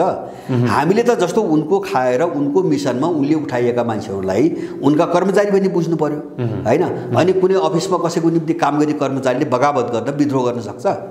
त यस्ता असम्भव चिजहरू हामीले आशा गरेर बस्छौँ क्या, यस्ता नहुने चिजहरू। तपाईँको भनाइअनुसार बुझ्नु पर्यो कि अमेरिकाले बनाएका नेताहरू हुने यिनीहरू, अमेरिकाले बनाएका रले बनेका अथवा भनौँ सिआइएले बनाएका ती कर्मचारीहरू मात्रै हुन्। बस यिनले फन्डेड गरेका, यिनले अगाडि बढाएका मान्छे, यिनको मिसनमा प्रचण्ड, माधव नेपाल, बाबुराम शेरबहादुर जोसुकै कुरा हेर्नुहोस्, नेपालका राजनीतिक दलका शीर्ष नेता जो आफूलाई मूलधार भन्छन्, बस सबै त्यो डिजाइनभित्रकै मान्छेहरू। मैले भने नि सेन्टर एउटै हो होइन। अब चाहिँ त्यो विस्फोट गराउनुको निम्ति त्यो विदेशीले यिनलाई विभिन्न आवरणमा ग्याङ बनाएर लडाउँछ, सुरुमा लडाउँछ, किन परिस्थिति बिगार्नु पर्यो। अनि परिस्थिति सबै भत्किसक्यो भने यिनलाई एक ठाउँमा लगेर जोड्छ। बारबुदे भने त्यही न हो होइन। सबै चिज खलबल्याइसकेपछि राजा पनि मारे, त्यसपछि समाज पनि विध्वंस गरे, साम्प्रदायिकता फैलाए, अराजकता फैलाए, अनि त्यसपछि के गरे बारबुदे मिलाएर जोडे। उनको काम पुरा भयो। अब ब्याकग्राउन्ड बन्यो, काम गर्ने ब्याकग्राउन्ड बन्यो, पृष्ठभूमि तयार भयो, त्यसपछि बारबुदे मिलाए, एजेन्डा थमाइदिए। होइन भने तपाईँको 63 सालपछि जति एजेन्डा तपाईँ अहिले अघि नै भन्नुभयो नि तपाईँ, सङ्घीयता, धर्मनिरपेक्षता होइन, के अरे लोकतन्त्र, फोकतन्त्र, दुनियाँभरिका कुरा सुरु, कसका एजेन्डा हुन्? तपाईँ 63 भन्दा अगाडि कसैको पार्टीमा एजेन्डा देखाउनु चाहिने कुरा, कसैका पनि होइन नि एजेन्डा। पार्टीगत रूपमा जन्मको आधारको नागरिकता, पार्टीगत रूपमा कसैको मुद्दा पनि होइन होइन। यो सबै विदेशीले थमाएको एजेन्डा हो। त्यो एजेन्डामा जब विदेशीका एजेन्डामा, कमन एजेन्डामा यिनीहरू सबैको सहमति हुन्छ भने यिनीहरू को हुन् भन्ने कुरो त्यतिबाट पनि बुझिन्छ। त्यसकारणले यो विषयमा चाहिँ अब यिनीहरूको विषयमा धेरै छलफल गर्न मैले आवश्यक देख्दिनँ, किन घटनाक्रमको एउटा चेनमा रहेर घटनाहरूको श्रृङ्खलालाई हेर्ने हो होइन। तपाईँ अहिले देखेको घटनालाई यसको पृष्ठभूमिबाट अलग ल्याएर त्यसलाई स्वतन्त्र बनाएर त्यो घटनालाई तपाईँ केही पनि बुझ्नुहुन्न होइन, त्यसले भ्रम सिर्जना गर्छ। त्यसकारणले आजको घटना योभन्दा अगाडिको त्यसको गर्वसँग उसको के सम्बन्ध छ हामीले चेनमा हेरेर मात्रै बुझ्ने हो। त्यसकारणले अहिलेको नेपाल बुझ्न कम्तीमा 47 सालपछि जब काङ्ग्रेस र एमाले निजीकरणको नाममा अर्थतन्त्र स्वाहा पार्न सुरु गरे नि, त्यहाँदेखि माओवादी युद्धसम्मका घटनाक्रमहरू, दरबार हत्यार सबै श्रृङ्खलालाई नजोड्ने हो भने हामीले नेपालको अहिलेको स्वरूप हामीले बुझ्न सक्दैनौँ। नेपाल कुनै एउटा कारणले यस्तो भएको होइन, यो सम्पूर्ण डिजाइन हो। अब यो कति हदसम्म अहिले फेरि अब कस्तो खालको कन्सेप्टहरू राजनीतिक दलहरूले, विशेष गरी काङ्ग्रेस र अझ भनौँ एमाले, प्रमुख प्रतिपक्षी दल नेकपा एमाले के एजेन्डा अगाडि सारिरहेको छ भने जनताको बहुदलीय जनवाद नभएर जनताको द्विदलीय जनवादलाई अगाडि सारिरहेका छन्। होइन, त्यो अमेरिकनहरूको एजेन्डा हामी बुझ्छौँ, त्यो राम्रोसँग बुझ्छौँ। किन भन्छ भने जस्तो मैले भने नि त्यो एजेन्डा काम मल्टी पार्टी सिस्टमलाई कोल्याप्स पारेर दुईवटा राजनीतिक दल मात्र यो देशमा अस्तित्वमा रहने भन्ने मैले बुझेँ होइन, प्रोपोगन्डा अगाडि बढाइरहेका त्यो सबै अमेरिकन एजेन्डा हो, हामी त्यो बुझ्छौँ। युरोपियन अमेरिकन एजेन्डा हो। उनीहरू कहाँ गइरहेछन् अहिले भन्छ भने मैले जस्तो युक्रेनको कुरा हामीले गऱ्यौँ, जस्तो नेपालको भू राजनीतिको विषयमा उनको लामो डिजाइन छ, योजना छ होइन। अब त्यो भू राजनीतिलाई ठ्याक्कै आफ्नो अनुकूल प्रयोग गर्नु गर्नको निम्ति उनले विरोधीहरूको कुनै पनि उपस्थिति रोक्न खोजिरहेका छन् हैन। जस्तो संसदमा एकजना विरोधी भइदियो भने त कुरो त निस्किन्छ नि हैन। जनताको बिचमा होहल्ला हुनु सुरु हुन्छ। जस्तो अहिले नेपालमा एमसीसीका विरुद्ध जो जनमत बन्यो त्यो चाहिँ संसदमा ठुलो मत भएर त बन्या त होइन नि। संसदमा कति छन्? 2-4 जना हुन् संसदमा। तर यसका विरुद्धमा चाहिँ झन्डै 79.99% जनमत त बन्यो। सबै मान्छेले थाहा पायो। त्यो चिज पनि बन्द गर्ने खेलमा पश्चिमाहरू छन्। किन एउटा उनको मिसनको भयानक लडाईँ, चीनका विरुद्धको लडाईँ चाहिँ तपाईको संसदमा ठ्याक्कै आफ्ना पपेटहरू नभइकन मात्रै नहुँदासम्म त्यो अगाडि बढ्दैन। त्यसकारणले एमाले काङ्ग्रेस होला अथवा एमालेको ठाउँमा माओवादी आउला। उनीहरूको विचार के छ भने लोकतान्त्रिक घटकहरू काङ्ग्रेसतर्फ लाग्ने र अर्का कम्युनिस्टवादी घटकहरू चाहिँ एमालेसँग एकीकरण हुनुपर्छ। मैले भने घटकलाई त्यसरी होइन। शङ्कर पोखरेलले जुन किसिमको प्रतिक्रिया दिएको होइन, उ आफै दलाल हो। सुन्नुहोस् न, अब शङ्कर पोखरेल पनि काहीँको कम्युनिस्ट हो होइन। आफ्नो पार्टीको महासचिव मारेर इन्डियन पैसा खाएर मदन मोहन फाउन्डेसन खोल्ने र त्यसको तलब खाने मान्छे पनि कहिले कम्युनिस्ट हुन्छ होइन। त्यो साम्राज्यवादीहरूको अर्को खेल हो होइन। डेमोक्रेट र कम्युनिजमको नाममा दुई थरी दलालहरूलाई वरिपरि राख्ने, अर्को अस्तित्व मेटाउने, देशभक्त मेटाउने खेल हो यो। तर ध्रुवीकरण अब कसरी हुन्छ भन्छ भने देशभक्त र दलाल कित्ताको बिचमा अब लडाइँ, ध्रुवीकरण त्यो ढङ्गले अगाडि बढिसकेको छ। यसले अलिकति ठुलो आकार लिन चाहिँ समय लाग्ला होइन। समय पनि लिन्छ भन्ने मलाई लाग्दैन। एउटा निमित्त कारण जस्तो युक्रेनले पश्चिमाहरूलाई एकाएक चाहिँ यसरी रसियाले थला पार्दिएला भन्ने यिनले सपना चेताएनन् नि। रसियाले घुर्क्याउँछ, धम्काउँछ, के फाट्छ, के नाप्छ हैन, पेल्दै जाने उनको सोच त त्यो थियो। नत्र भने सायद यस्तो हालत आउला भने यिनलाई चाहिँ अनुमान भइदिएको भए रुसले पठाएको सम्झौताको विषयमा कमसेकम छलफल गरौँ भन्थे यिनले। यिनले सपना पनि चिता थिएन उनीसँग यति घमण्ड। रुसले अकस्मात युक्रेनमाथि आक्रमण गर्छ भन्ने अहिले यिनको दिमागले काम गरिरहेको छैन। र नेपालमा पनि के हुन्छ भने परिस्थिति सबै विस्फोटक भइसकेको छ हैन। वातावरण, किनभने यो त पुरै सुकेको जङ्गल हो। त्यहाँ त एउटा झिल्को पर्न मात्रै बाँकी छ। त्यसकारणले एउटा झिल्कोले डढेर लाग्यो भने यिनी एमालेका चाहिँ शिखण्डीहरू कहाँ पुग्छन्, काङ्ग्रेसका शिखण्डीहरू कहाँ पुग्छन्, देशको नक्सा कस्तो भएर जान्छ, यो यिनको अनुमानभित्र अहिले आउँदैन।